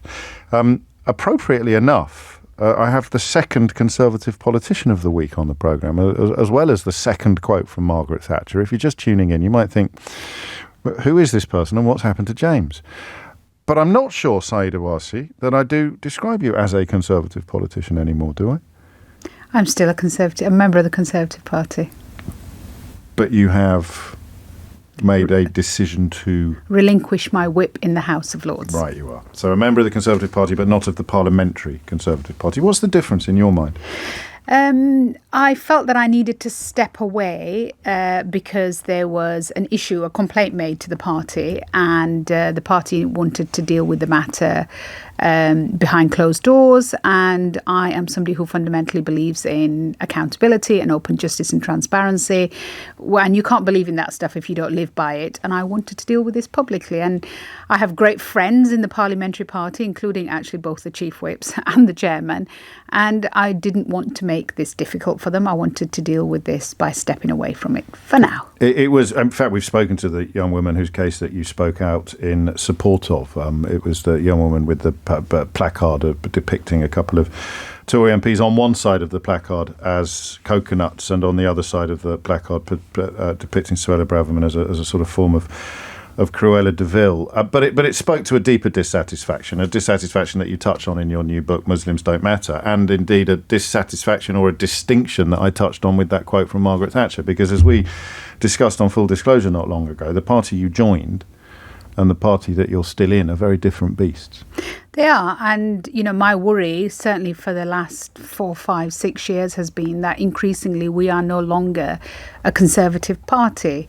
And the kind of things that I fundamentally felt were instinctively Conservative, the party of sound money, the party of law and order, the party of international accountability, the party of patriotism and healing, that none of those things were now being displayed either in the language or the policies or the behaviour of my colleagues.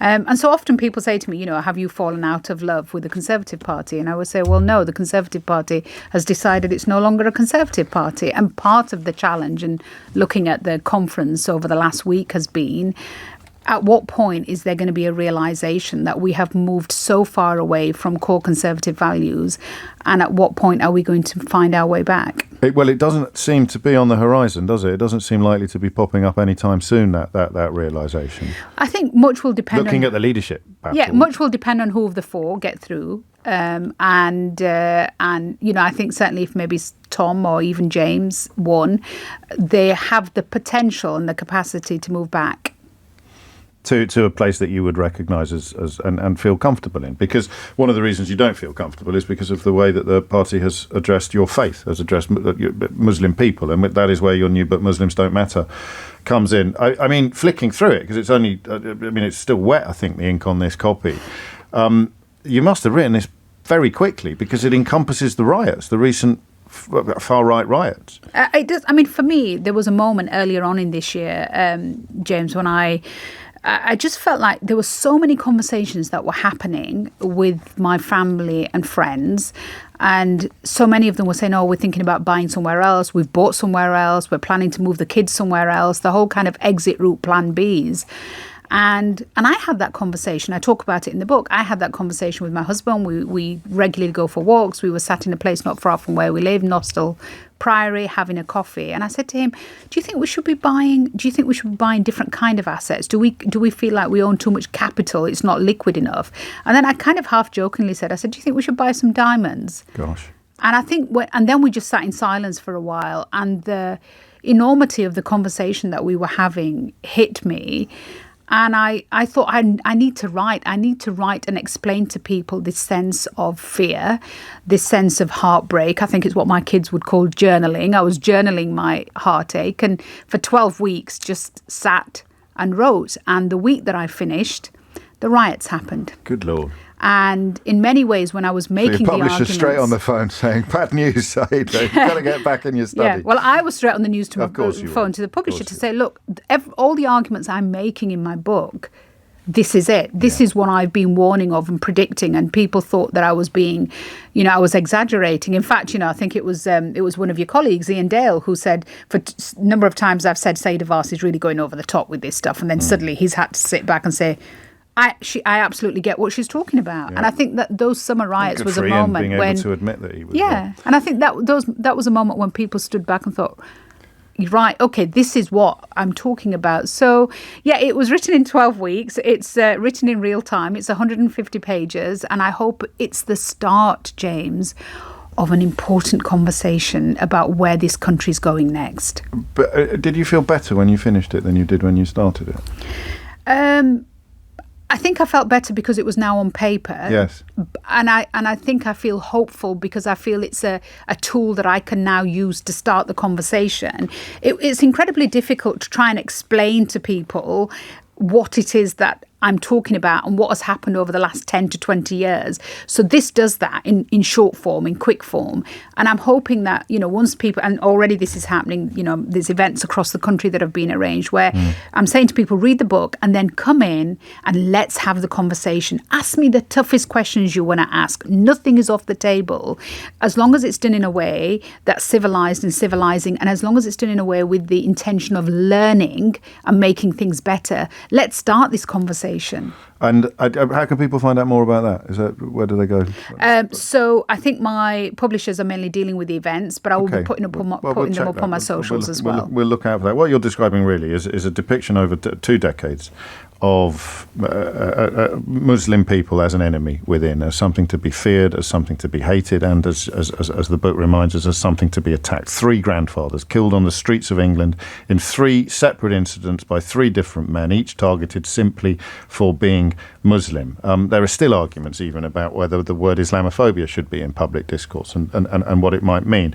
But we know what you're talking about. You're talking about deliberate attempts to, for example, take terrible things done by someone who happens to identify as Muslim and pretend that that is what all Muslims would like to do, or that is what all Muslims are doing, to inflate stereotype and caricature in a way that other communities have become familiar with over the centuries, whether we're talking about Jewish people or Irish people or black people. And it's deliberate, yes, James. Of course it's deliberate. It's stigmatising, it's demonising. This is why I said, look, it's easy to blame the angry young men on our streets who we saw committing violence and throwing things and bricks and burning things. But they were just the tip of the iceberg. You know, what led to that? Where was all the poisoning? And it's the powerful people in positions of authority that feed this. They make the policies, they use the political rhetoric, they put the newspaper articles out, they're on the front pages, and it's that demonising and distortion and disinformation over a period of time that eventually leads to this kind of violence. So, you know, people talk about, Islamophobia is all about shutting down debate. I'm saying to them, bring on the debate. I want to have this debate. I want to talk. Why is it that here we are in 2024, 70 years on from when my family came here, I'm still trying to argue for my rightful place in my own country? It's 10 years on since you last resigned, on that occasion from David Cameron's government, over his conduct or support for events in the Middle East. So plus ça change. Everything I said in that resignation letter, James, tragically came true. When I said that we have a policy, we have a great policy on the Middle East, actually, 2 states, 67 borders, East Jerusalem, capital of both countries, dismantling of settlements, return of refuge. We have a great policy. We do nothing to implement it. And everything that we're seeing across the world now, the wars in so many countries, the violence, the attacks, the killing, they are all the symptoms. The actual disease is occupation. And until we are brave enough to say there have to be 2 countries, occupation has to come to an end, and we have to have 2 states side by side, Israel and Palestine, we're going to see this. Is it fanciful of me to see the two strands of the conversation we've just had in the same space? In a way, perceptions of Muslims, depictions of Muslims, informs some of the West's attitude to events in the Middle East? I say that in the book. I basically say doesn't mean it's not fanciful. We might both be daft. Yeah.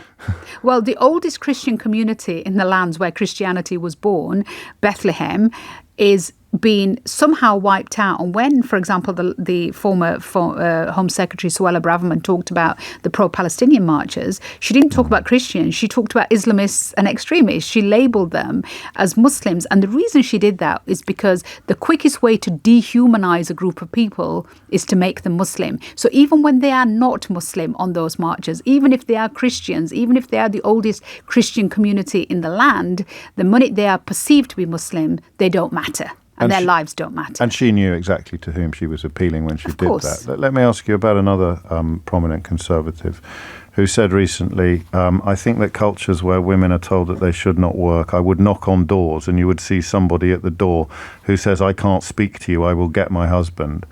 This was in a conversation about cultures not being valid and wanting a country in which some people would not be welcome. Presumably this woman. Who do you think Kemi Badenoch was talking about when she said that? I think we all know. And she did eventually let the mask slip and say that, she thought Muslim communities were not compatible in some ways. But, it just astonishes me. If you look across at Hollywood and the level of abuse women have suffered, if you look in Parliament and the level of abuse and sexual abuse and inappropriate behaviour and misogyny, if you look at the kind of language that I heard when I was a criminal defence lawyer that you would hear in police stations and in courtrooms, if you look at the fact that 2 women a day are killed at the hands of their partners in this country, if you look at the fact that abuse against women in this country is so rife that we have to have a specific policy and a minister to deal with violence against women and girls. If you look at the Sarah Everard case, I mean, it breaks my heart that a woman thinks that issues concerning women and the abuse of women are somehow linked to a culture or a religion or a part of the world.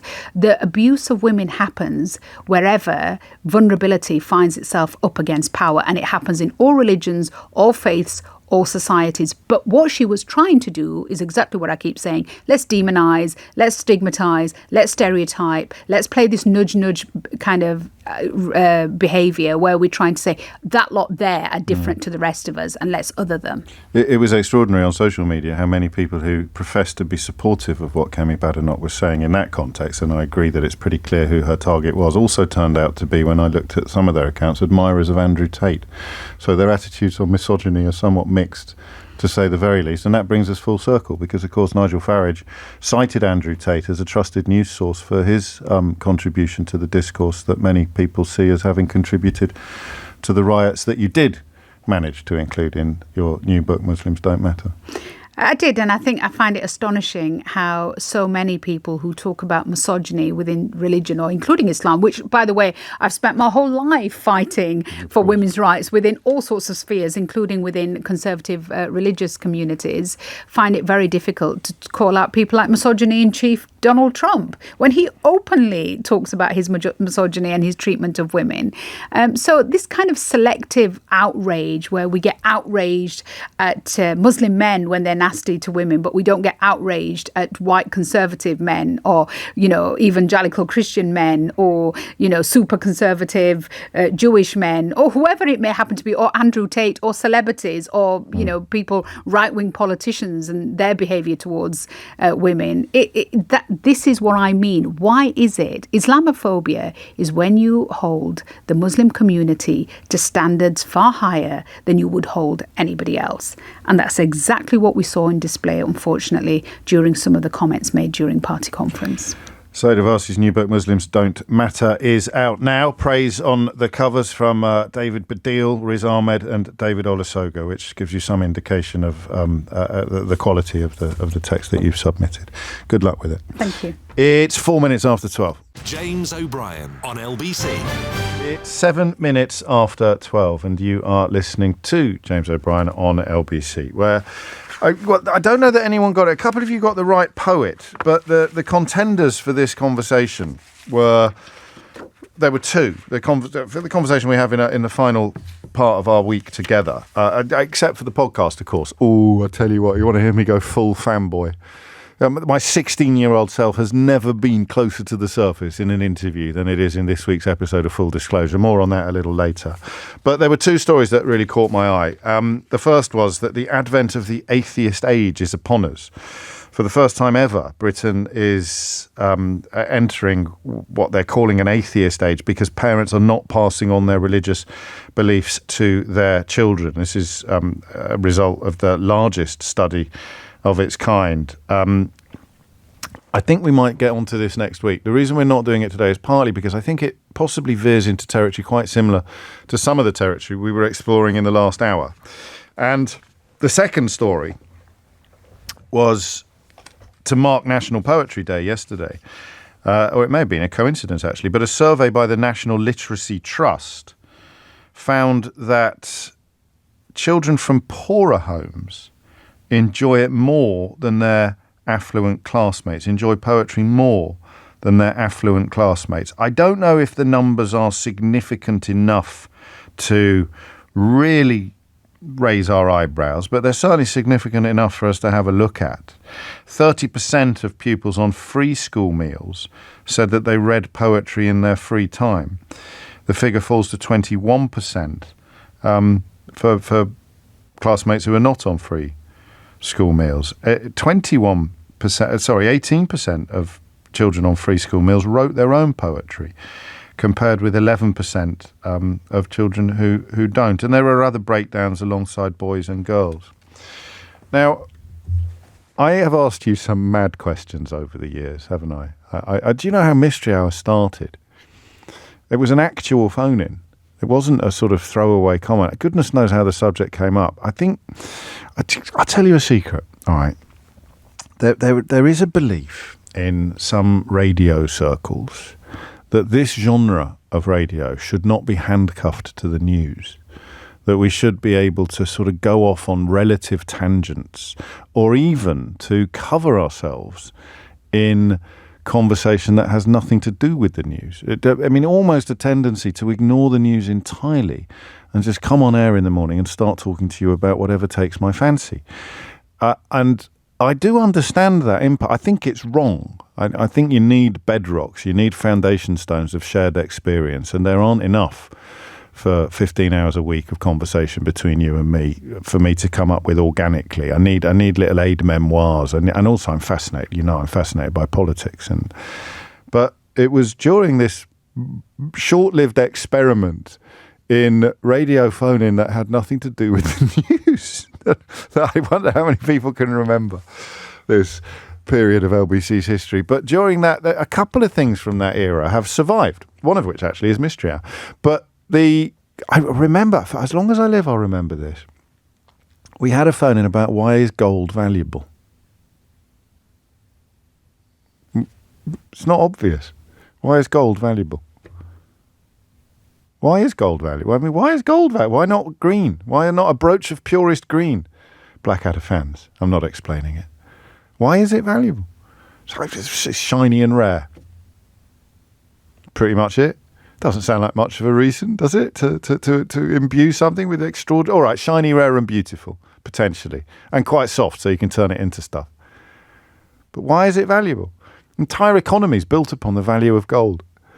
Gordon Brown still attacked by people who are a little bit hard of thinking for his decision to sell gold when the market was quite low. Gold. Why is gold valuable? I mean, there it is. So I have over the years, I mean, that's an extreme example. What is the maddest question I've asked you in more recent years, do you think? I don't know. But we have occasionally, particularly for some reason after 12 noon on Fridays, we have occasionally veered into parts that no other radio phone-in has ever managed to reach. And of course, we always leave open the possibility that we're going to die on our backsides as well. And I am definitely, what's the word that I want? I'm definitely embracing that possibility today. Because the question I've really got in mind, there are two, obviously. One of them is going to involve the question of why would poetry have a deeper and greater appeal for poorer children than it does for their wealthier classmates? I don't know the answer to that question.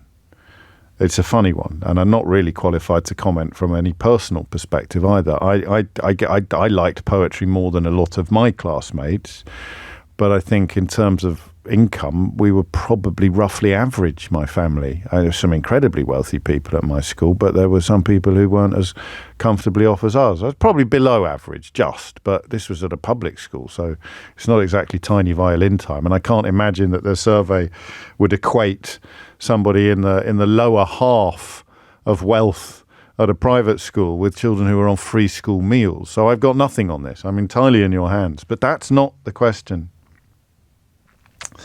that really fascinates me. And it's never really occurred to me before yesterday when I read this story.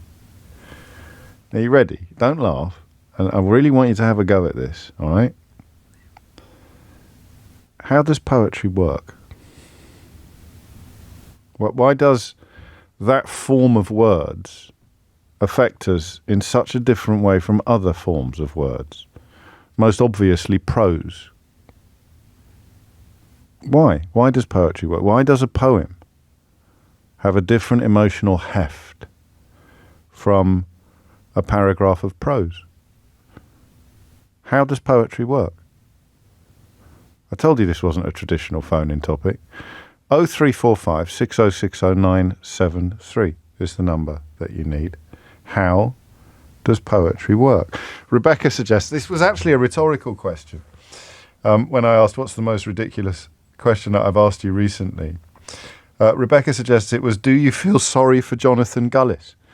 But I would argue that poetry possibly brings you closer to empathy than other art forms or other forms of words, and therefore the fact that I did manage to muster up some weird sympathy for Jonathan Gullis. Quite a few of you, Stephen has also picked up on this. Your weirdest question was, am I wrong for feeling sorry for Jonathan Gullis? Yes, you're wrong. Now give your head a wobble, says Stephen in Milton Keynes. And we do a quick Idiot's Corner. Here's Des. Why is O'Brien so obsessed with school, boarding school, public school? It's getting embarrassing now. Let me read it to you again, Des. Half of children are turned off by poetry, but pupils from poorer homes enjoy it more than affluent classmates. So this is a conversation in the first instance about children at schools. I can't make it any simpler for you, mate, than that. So, it's a bit like saying, why don't you phone up 5 Live and ask them why they're so obsessed with football on Saturday afternoons when they're talking about football? We are talking about schools. And inevitably, I draw upon my own experience of school, and on this occasion, acknowledge that I don't have any relevant experience at all. So I think you might be punching a little bit above your weight intellect-wise, tuning into this programme, mate. I could make some suggestions for other programmes, but I'm not sure you'd understand the complicated business of retuning your radio dial. But on we go, Idiot's Corner. Have we got the sound effect yet? Have we got the sound effect for Idiot's Corner? We're getting a sound effect for Idiot's Corner. Have we got it yet? No? Haven't got the sound. Okay, that's a shame, because Des is very deserving. He's very Des-irving. It's poetry, that. So why does it work? How does it work? Why does it affect us? What does it do? Why does it refresh the parts that other word forms and art forms cannot reach? 0345 6060 973. And then the question about the school children. Why would it be? This is children aged between 8 and 16. And it sees a notable difference in enthusiasm for poetry between the poorer children and the more affluent children. And it goes the way you might not expect, because we, in my view, tragically associate education with class. For example, when I read out Des's message a moment ago, you might have thought he was from a poor background. You might have thought that thickness somehow correlates with class. It doesn't. There are some incredibly thick people who are incredibly posh. Have a look at the Conservative Party, for example. So because, unfortunately, we labour under this illusion that education equals intelligence, we might have felt that the more middle class a child is, the more likely they are to enjoy poetry. I probably fell into that trap a bit myself, because I was surprised by this story. And I'm not wrong to be surprised by it, because if it wasn't surprising, it wouldn't be news, would it? This is, in a sense, man bites dog. Children that we might think would be less likely to be exposed to poetry are more engaged by it. So there are 2 questions for you here. One is, why does poetry work? What is it about poetry that affects you in ways that nothing else affects you? 0345 6060 973. I don't want to sound rude, but I'm not interested in hearing your poems. All right? Let me make that absolutely clear from the start. If you don't read me your poems, I won't read you mine. All right? That's the deal. And then the second question is, why do you think that children from less affluent backgrounds are more likely to engage with poetry than children from affluent backgrounds? If I could give a gift to you, it would be the gift of poetry, more than almost anything else. I mean, reading in general. But if I could turn you on to poetry in a way that you're not currently turned on, if I could make you feel what I feel when I've got a bit of William Blake bouncing around my brain, or when Philip Larkin is addressing the terrors of mortality or the difficulties of childhood, if I could bring you to where I get when when W.B. Yeats is talking to his former lover, who's old and tired and full of sleep and nodding by the fire. If I could give you that, I'd give it to you now. If all the things I could give you, if I could give you that, I would. But what would I be giving you? 0345 6060 973. It's 12:19. James O'Brien on LBC. 21 minutes after 12. I guess we think of it wrongly as quite rarefied. We think of poetry in the same way that we think about classical music. We think of it as being posh. And of course it never used to be. Read a bit of Blake. Read Blake writing about chimney sweeps, or writing brilliantly about hypocrisy among the ruling classes. What's that line in London about the soldiers? Runs in blood down palace walls. The appeal to ordinary people, much more than the appeal to upper echelons of society used to be clear, as with classical music, but now we think of poetry as being quite posh. And yet it turns out that the children on free school meals engage with it more than the children not on free school meals. Those are my two questions. How does it work? Why does it hit us differently from other forms of words? And why would children from less affluent backgrounds engage with it more than their classmates, their better off classmates? 22 after 12. Nia is in Camberley. Nia, what would you like to say? Hello, I'm first on call. I'm really nervous.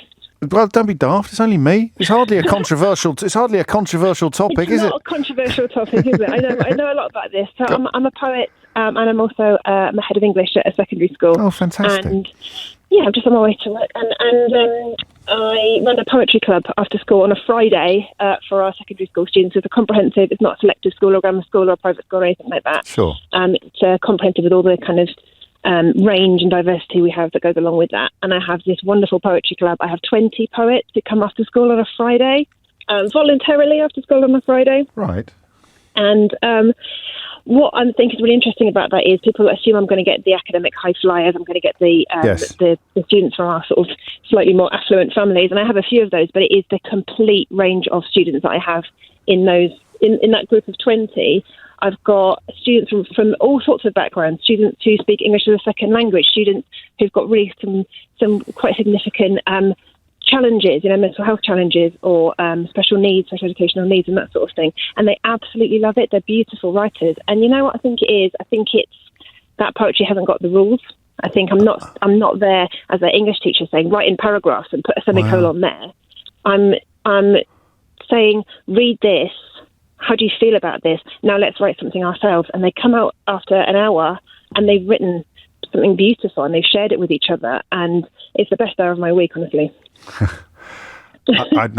So that explains why poetry appeals in ways that other things don't. Does it explain why, and you may reject this, it's one piece of research, why the children from less affluent backgrounds engage with it more? I prefer even more, because we're not suggesting for a moment that better off kids can't or don't engage with poetry. Why might the poorer children from less affluent backgrounds engage with it more than some of their classmates? Because they can all do it. There's no barriers. I just think it's a great level of poetry. Everyone can do it. Everyone can access it on some level, and everyone can feel what it feels. The music of the language and the way it shortcuts straight to your heart. Yes. And that's classless, and that's ageless, and that's genderless, and it's all. But that doesn't. I'm being a bit of a pain in the proverbial, but you're a teacher, so you're used to it. That doesn't explain why. That would explain that description would predict an equal spread of enthusiasm, wouldn't it? Because it's classless. That's what I've got. That's what I've got. That's what you've got. That's not what this research depicts. Well, I think it makes a bigger difference to the ones from a less affluent background. If that makes sense. So they all come and they enjoy it. They can all enjoy it. They can all access it. But I think for those students who are perhaps more disadvantaged, and I use that term carefully because of schools, obviously, I know. We don't like to label our children, but. Yes. So that's what it is that makes more of a difference to them, because that sense of when they've gone away and they've created something just as good as everybody else, that's huge. Yes, indeed it is. Does that make sense? It makes perfect sense. But that is what I would expect from a winner of the Hamish Cannon Prize. Have you just Googled me? No, I've just used my skills as a literary detective to work out exactly who you are.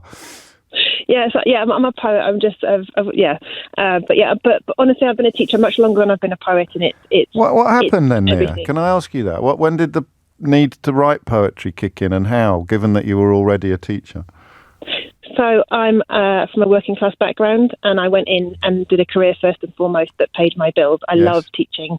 I absolutely love teaching, but I decided to do my MA in creative writing and become a poet, and alongside teaching when I could afford to do so, when I had the time to do that. And it took me until I was in my 40s to do that. And that's the working class background. It took me that time to get there because I didn't have those advantages to start with. Can you think of any way in which you might have been more qualified to contribute to this conversation? Well, I just thought, and I've never rung you. I've listened to you for absolutely years, and I've never felt more qualified to ring you than today. I'm so glad you're talking about poetry. I'm so glad you're talking about it. Have you listened for long enough to know what the highest accolade I can give to a caller is to this program? Oh gosh. I'm Ray Liotta, and you're listening to James O'Brien on LBC. If you build Did I it, just get a Ray Liotta? I don't believe it. That's almost a poem in itself. Oh, that's. Can I mention the book? Because if I mention the book, I have to say your full name. And are you comfortable with that? Are you happy? I'm comfortable with that. I'm absolutely comfortable with fantastic. Back Along by Nia Broomhold is published now by Blood Axe, and there it is. So a conversation from someone who is head of English at a comprehensive school and a published poet and runs the poetry club at her school. Ray Liotta's, if you're new to the programme, are reserved for people whose qualifications to contribute to the topic or the conversation that we're currently having are almost beyond belief. And I'm not sure anyone can quibble with Nia's qualifications in this case. Gosh, that was lovely. Thank you. And that idea of possibly even needing it more, the freedom of access to poetry, the lack of rules being part of something that appeals to people more or less according to how constrained they ordinarily feel by rules, and some of the answers to the question that you're providing of why younger people people from less affluent backgrounds might be more profoundly affected by it are really getting me. Roddy wonders whether it could be that the children from less affluent backgrounds have more visceral experiences, generally speaking, so they feel more of a connection to the poetic mindset. I speak as a working class academic, he writes, who loved literature as a child. It's coming up to 12:30. I'll squeeze in one more, shall I? Joanna's in Sunderland. Joanne, what would you like to say? Hello, James. Hello. Hi. I'm a primary school teacher. This is my 29th year in teaching. Gosh. And I know. Go on. So I was tired. Yesterday, the whole of our Key Stage 2 in my lovely small but mighty school, we took part in a Guinness Book World Records attempt as part of, and it was all to do with poetry, based around National Poetry Day. And we've worked on it all week. The children absolutely loved it. How did you get on? Do you know? Did it succeed? Well, I don't know yet, because it was a whole national thing, so I've got forms and things to fill in. But no, it was fantastic, and I think because it was a live event, the children felt very, very much involved in it, and they were very enthusiastic.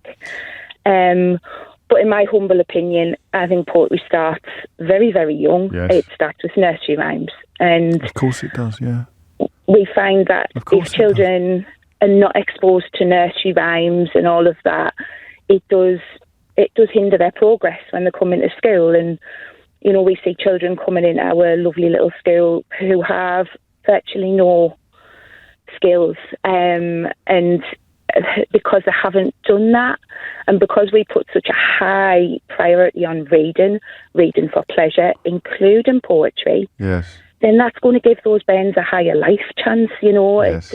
It's a proven statistic. The more you read, the more chance you have in life. So I'm not bothered what they read. If it's poetry that tickles them, go for it. If it's like a graphic novel, go for it. Oh, for sure. But I think if poetry's often short and snappy and fun, and that's what hooks the children in. That's what gets them going. And I teach in what's classed as a deprived area. I'm in the northeast. Yes. But why should any child have a cap on what they aspire to be? Let them love their learning. Let them enjoy it. And poetry gives the children that. It gives them that enthusiasm, and they think, oh, well, if I can read that, I might be able to read that, and I might be able to read that. I mean, I did The Raven with Year 6 last year, and wow, that knocked their socks off. And it was me less able bairns who got it more than me high flyers. Was it really? And yes, it was, yeah. Because we think that they think they can't, but they can. That's the thing. So the lower your possibly self-esteem is, the more delighted you will be by the discovery that this speaks to you. Completely. Oh, gosh. That's heartbreaking, isn't it?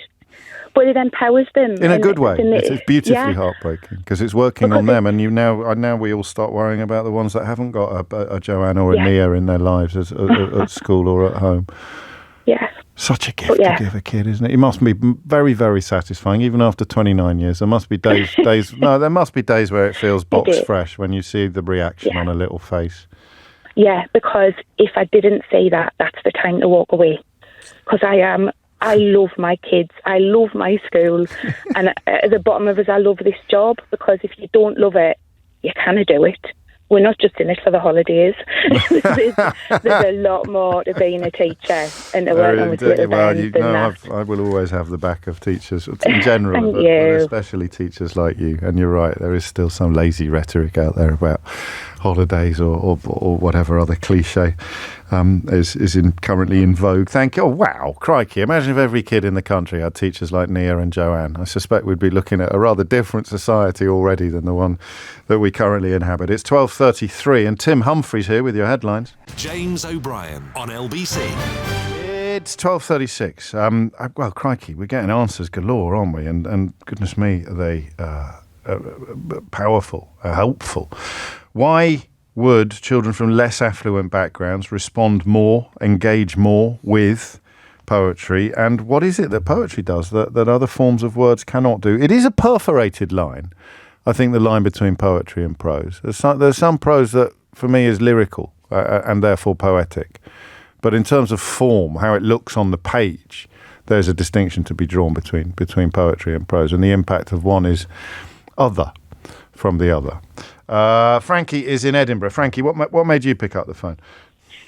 Well, funnily enough, I was walking home from school and my mum texted me, because my mum listens to you, and she was like, oh my God, they're talking about poetry and what it means. And I'm an avid poet. I write poetry about my experiences as a young trans person growing up in a world that seems to be constantly against me. Yeah. And so she was just like, call in, and if you go through, get off the bus. So, great advice from your mum. Did you get off the bus, Frankie? I did get off the bus. So what does poetry do as a consumer, or indeed as a purveyor of poetry? What does it do that other forms of words cannot do? Well, poetry for me is a protest, and like I said, it's a way of me conveying my emotions and my feelings and my opinions in a way that you wouldn't, at least the people I've encountered, wouldn't normally expect a protest to be. You know, a lot of the time people hear the word protest and they think of like marches in the streets, yes, or sitting down in front of big, just very physical forms of protests. But the protest I do is showing people both the good and the bad of growing up in a world where your gender is a debate and your authenticity is up to a government that you had no say in, because I can't even vote yet. Mm. And while I might not be able to speak on why it seems really like less affluent children are more drawn to it, I know I was drawn to it because it's a way of, without any rules or regulations like stories do. There doesn't need to be a beginning, a middle, and an end. Yeah. It's just a poem. Well, I'm gonna, well, not force you, but I'm going to encourage you to speculate upon why affluence may have something to do with what you've just described. Why might children from one side of the street be more drawn to that absence of rule and form than children from the other side of the street?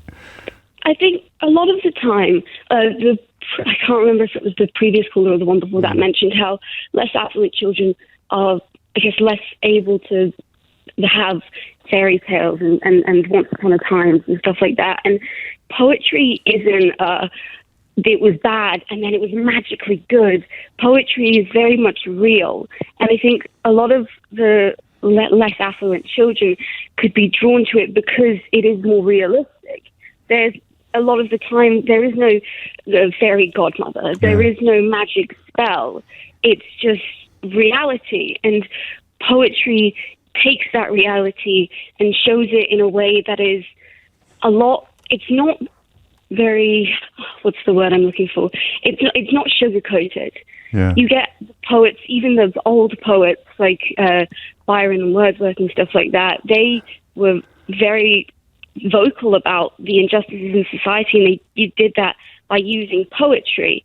And I think the less affluent children are drawn to it because it's a way of expressing yourself that doesn't need to be the happily ever after. Yeah. Yeah. It can be violent. It can be gruesome. You can have like swear words and stuff in it, and it's just and they can express themselves through it without feeling the need to not dumb down, but lessen the reality and the harshness of their experiences. Yes. Well, wow, what an answer. Have you always had poetry in your life, or can you remember a moment of introduction? Yes. So in S1, I had an English teacher, and she was the one who introduced me to poetry, specifically spoken word. Yes. And through her, I wrote my first few poems, and she unfortunately left my school. Right. But not because of your poems, I hope. I would hope not. And she left my school, but I continued to write. And as I grew older and I grew more aware of my place in the world and what the world was like, I wrote more and more. And as I experienced more things and came to terms with my gender and my sexuality, I wrote more and more and more poems. And now I go to open mics. There's a fantastic open mic every month in Edinburgh that I went to last night. And it's not always been a part of my life, but once it was in my life, it was incredibly hard to ignore. And it's been such a vital way for me to deal with my experiences of transphobes and homophobes and being bullied at school and stuff like that. Well, that almost answers my last question, which is because none of us ever quite know. I think it's a Robert Frost poem, isn't it? The one about the path not taken. But if you hadn't discovered poetry, how might your life today be different? I think I would feel a lot less able to express myself. Yeah. I know I already said that, but I would feel a lot more obliged to talk about it in a very stern way. This is what happened, and this is why I don't like it. And I think I feel like I would be a lot less creative, because for me, poetry is how I utilize my creativity. I'm a horrible artist, and I'm not very good at creating music and stuff like that. And so I use poetry, and I think without that, I would be a lot more down, and I would be a lot more out of touch with my feelings and how I respond to the woes. And that's one of the most society. frustrating things of all, the feeling that you can't articulate what you feel is at the heart of all manner of societal problems, not just personal problems. Can I ask your mum's name? I think we should give your mum a shout, shouldn't we? Yes, my mum is called Helen, and she's listening in the other room right now, and she's probably grinning very, very widely. Well, Frankie, she's not the only one. It's been an absolute pleasure to talk to you. Thank you. Yeah, you too. You take care, and well done for getting off that bus. It's just gone 12:44. Simon is in Chiswick. Actually, Brentford is now God's own country, but Chiswick's still all right. Simon, what would you like to say? Hi, James. I just think, I think the last caller covered a lot of the things I wanted to say, but the thing about language is that it requires rules to work, and we're mostly sort of enslaved by those rules, which is why so many of us speak in cliches and don't think about the language that we use, whereas poetry, although there's a blurring between prose and poetry, as people have been saying, but poetry offers the opportunity to try and go outside those rules, either through the use of language or, more importantly, in terms of opening up ideas that haven't been said. Or protest was the word your last caller called, and I think that really does sum it up. It's both protest against the actual form of language, and the things that are taken for granted by the culture that you grow up in. So it's almost as if it unlocks something. So the world of words feels like it has fences. Yeah. And then when you get poetry, it's like you've found a hole in the fence almost. That's exactly what it is. It's a portal into an unexplored world, and every culture is locked into its own forms of thinking and language and concepts. And poetry is the sort of the thread that you can pull that allows you to just, for a moment, perhaps see other possibilities that you wouldn't otherwise have thought of. Now, this is quite an odd hour of radio, actually, given that I've identified one previous caller as a poet, but I think we've met as well, haven't we? We have, spoke briefly at the Chiswick Book Festival where you were talking about your book. And you gave me your speech, How Language Made Us Human, which couldn't be much more pertinent to the conversation that we're having today. Well, I just happened to turn the radio on today and I heard you speaking about it. It was just like, well, I'm afraid I have to call in. Sorry about that. And in terms of quotes on covers, for people keen to get their hands on something pertinent to the conversation we've been having today, Richard Dawkins, Yoko Ono and Steven Pinker are on the cover of Simon's book, Simon Prentice, to give him his full name, and Speech with an exclamation mark, How Language Made Us Human. Do you want to have a crack, while I have you, at the question of why less affluent children might be more engaged with poetry than some of their more affluent classmates?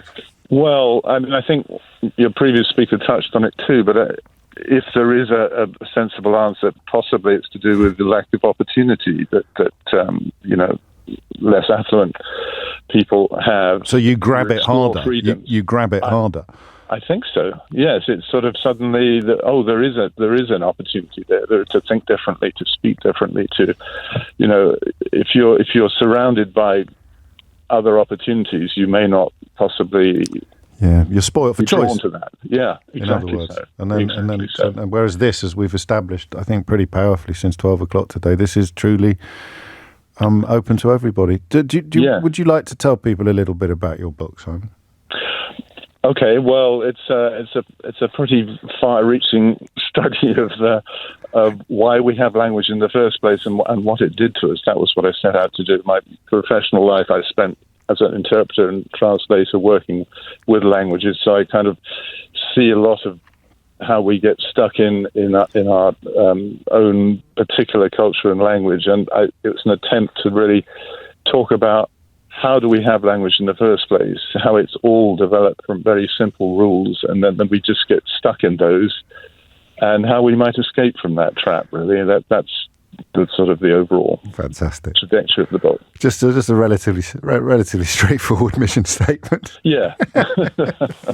Simon, thank you. Simon Prentice, thank you. The book is By My Bed, and as soon as I finish The Golden Mole by Catherine Rundell, that's next on my non-fiction list. Simon Prentice, author of Speech! I could be giving out Ray Liotta's like confetti today, but I think that Nia remains the most worthy recipient. But goodness me, there could have been at least three others. James O'Brien on LBC. It is 12:51. You are listening to James O'Brien on LBC. I've got a poem I might end with today, because it's a poem that I think will reach you if, even having listened to today's conversations, you still think poetry doesn't really speak to you. I think I've got the perfect one for that. We will, of course, find out. Before that, this week's Full Disclosure, in which I go into full fanboy mode. In fact, I'm transported back to 1988, which is roughly the year that I first started getting heavily into poetry myself. But it was a rather different experience in Manchester when I was there for the youth theatre. I've told you about this a million times. Graeme Park, right? If you know who he is, you know who he is. Superstar DJ, absolutely seminal influence upon rave culture, dance music, you name it. And he is my guest on Full Disclosure this week, a guest that I got more excited about than anyone I can remember in quite a long time. Here's just a little taste of an extraordinary interview, deeply satisfying for me, and I hope for him, in which we veer as ever on Full Disclosure over his entire life. But this is just literally how he became a DJ. My first ever gig at the garage in Nottingham, because Now this happened by accident. It did because your boss bought a club. Yeah, so Brian Selby, the late Brian Selby, who owned Selected Disc, his office was on the same floor as the singles and second hand. His door was always open. He's always coming out in the kitchen and having a chat. And he came home from lunch. Sorry, he came back to the shop from lunch one day. You could tell he had a few pints. And he says, "Guess what I've just bought? I've just bought a nightclub." "What nightclub is that, Brian?" "The Ad Lib Club." "But that's a reggae club. Why have you bought that?" "It's not going to be a reggae club anymore. This weekend I'm renaming it and relaunching it as The Garage. I want it to be a cool kind of underground club, a bit like the WAG Club in London, that kind of vibe. And Graeme, I want you to DJ." I'm not a DJ." "Yes, but I like the eclectic stuff you play." I said, "But I'm in a band, working in a record shop." But then I didn't want to lose my job at the record shop, because like I said, I was the best situation I could imagine. So I gave it a go, and that first night, it was literally, I just went home and got my records, borrowed some from the shop, and when they said, "Right, on you go," 2 belt-driven Citronic decks and a mixer, worked it out, and just what I did was play a record I liked. Yeah. And then as it was fading out, worked out how to start the next one on time. So it wasn't about mixing. On that night you worked this yeah, out? That first night? Well, as someone who played in bands, played saxophone, yeah. I think that helped. The language of rhythm and music, exactly. You were already and quite then as fluent in. People came upstairs to check out what the ad-lib had turned into, and heard me playing Cabaret Voltaire, Human League, New Order, Aztec Camera, Joy Division, and disco, soul, funk, and Motown, and just going to on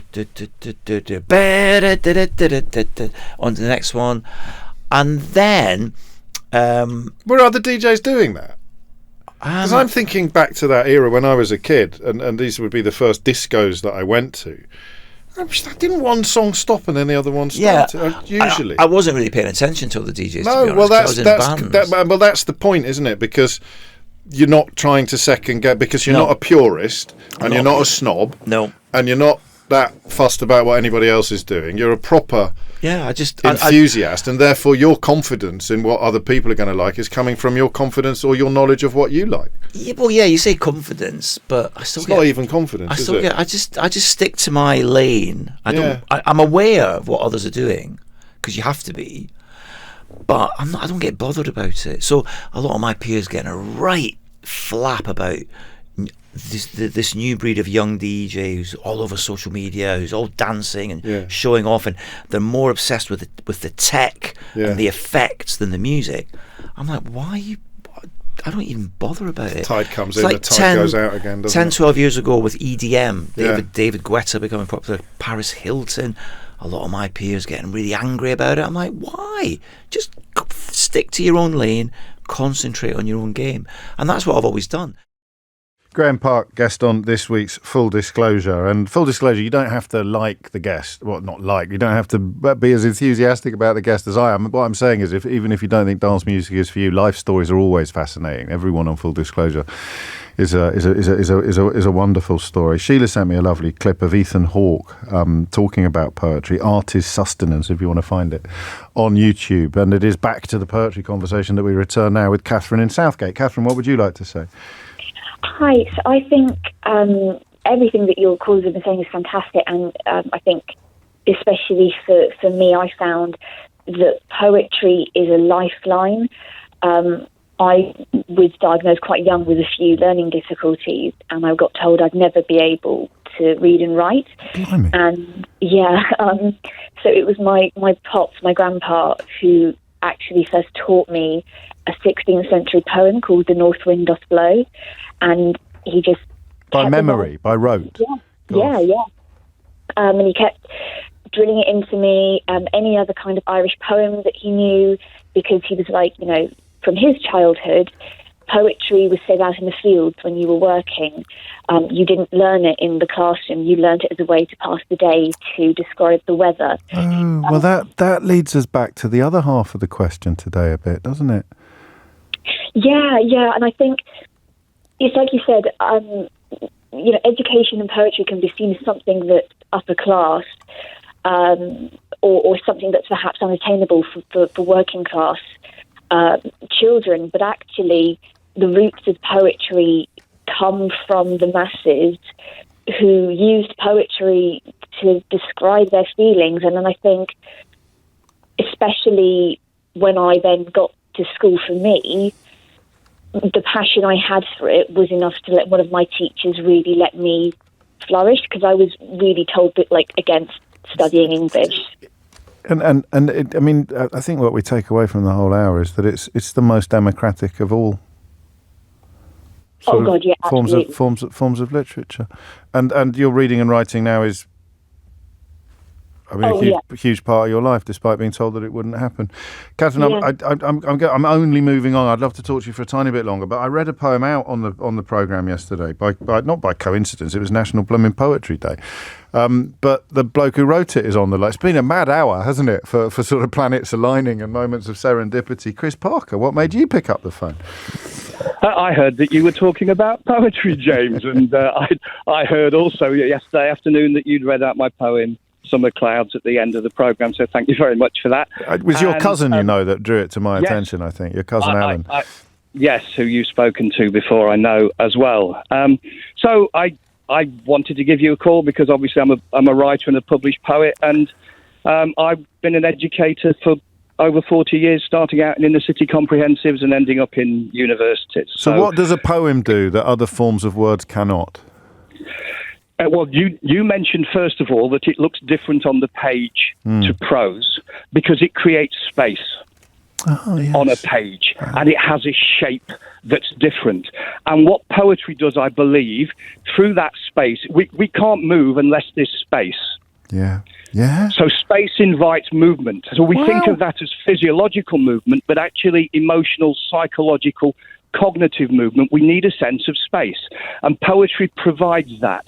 It's not just the space on the page, it's the space, if you like, between the words, because poems inevitably are stripped down. Yes. You know, you don't want to overwrite a poem. One word is one word too many. The poem is damaged. So what I think a poem does is it invites a type of movement which my area of study as an educator was communication and influence. And from a communication point of view, we call this type of movement a transderivational search, which simply means we go inwards to find meaning for ourselves. And a poem encourages to go inwards to find meaning for ourselves. It's not about is it right or wrong. It's my own reaction to it. Good grief. And of course, some poems don't appeal to me, and some do. If I read a novel and I don't like the character or the plot or the type of novel, that novel is no use to me. If I have a collection of poetry, there will be some you can flick through that finding invite me to move into the space. And that searching for inner meaning is often thoughtless. Yes. It's like when you fall in love, it's thoughtless.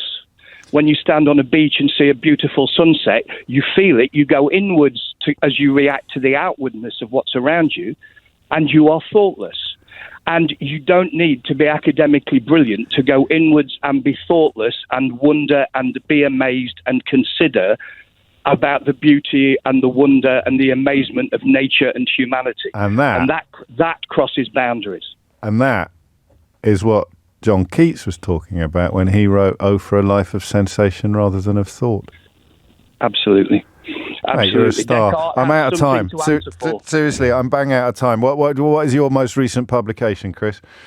My most recent publication is actually a novel. It's called Protector, published by Chiselbury Publishing. Fantastic stuff. What an hour. What a beautiful hour. Thank you so much to everybody who helped that reach parts that I told you, ideally, hopefully, other radio phoners presented by me have never reached. Can we just keep doing it? Can we just keep talking about poetry for 3 hours? Have you got a poem? Do you have I do have a favourite. I've got one that I wanted to do because I think it speaks to people who might think that poetry isn't for them. It's by Wendy Cope.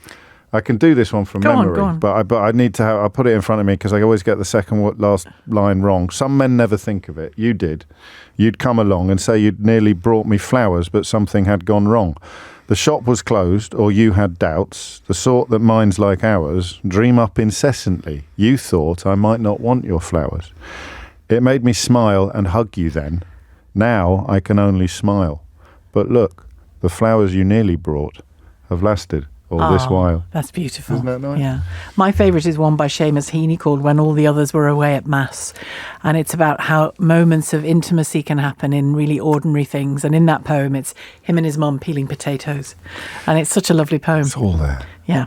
I'll skip the usual introduction and hand straight over to Shirley. I just want to keep talking about poetry now. You've ruined me for the day. You've ruined me for the day. Sorry. James O'Brien on LBC.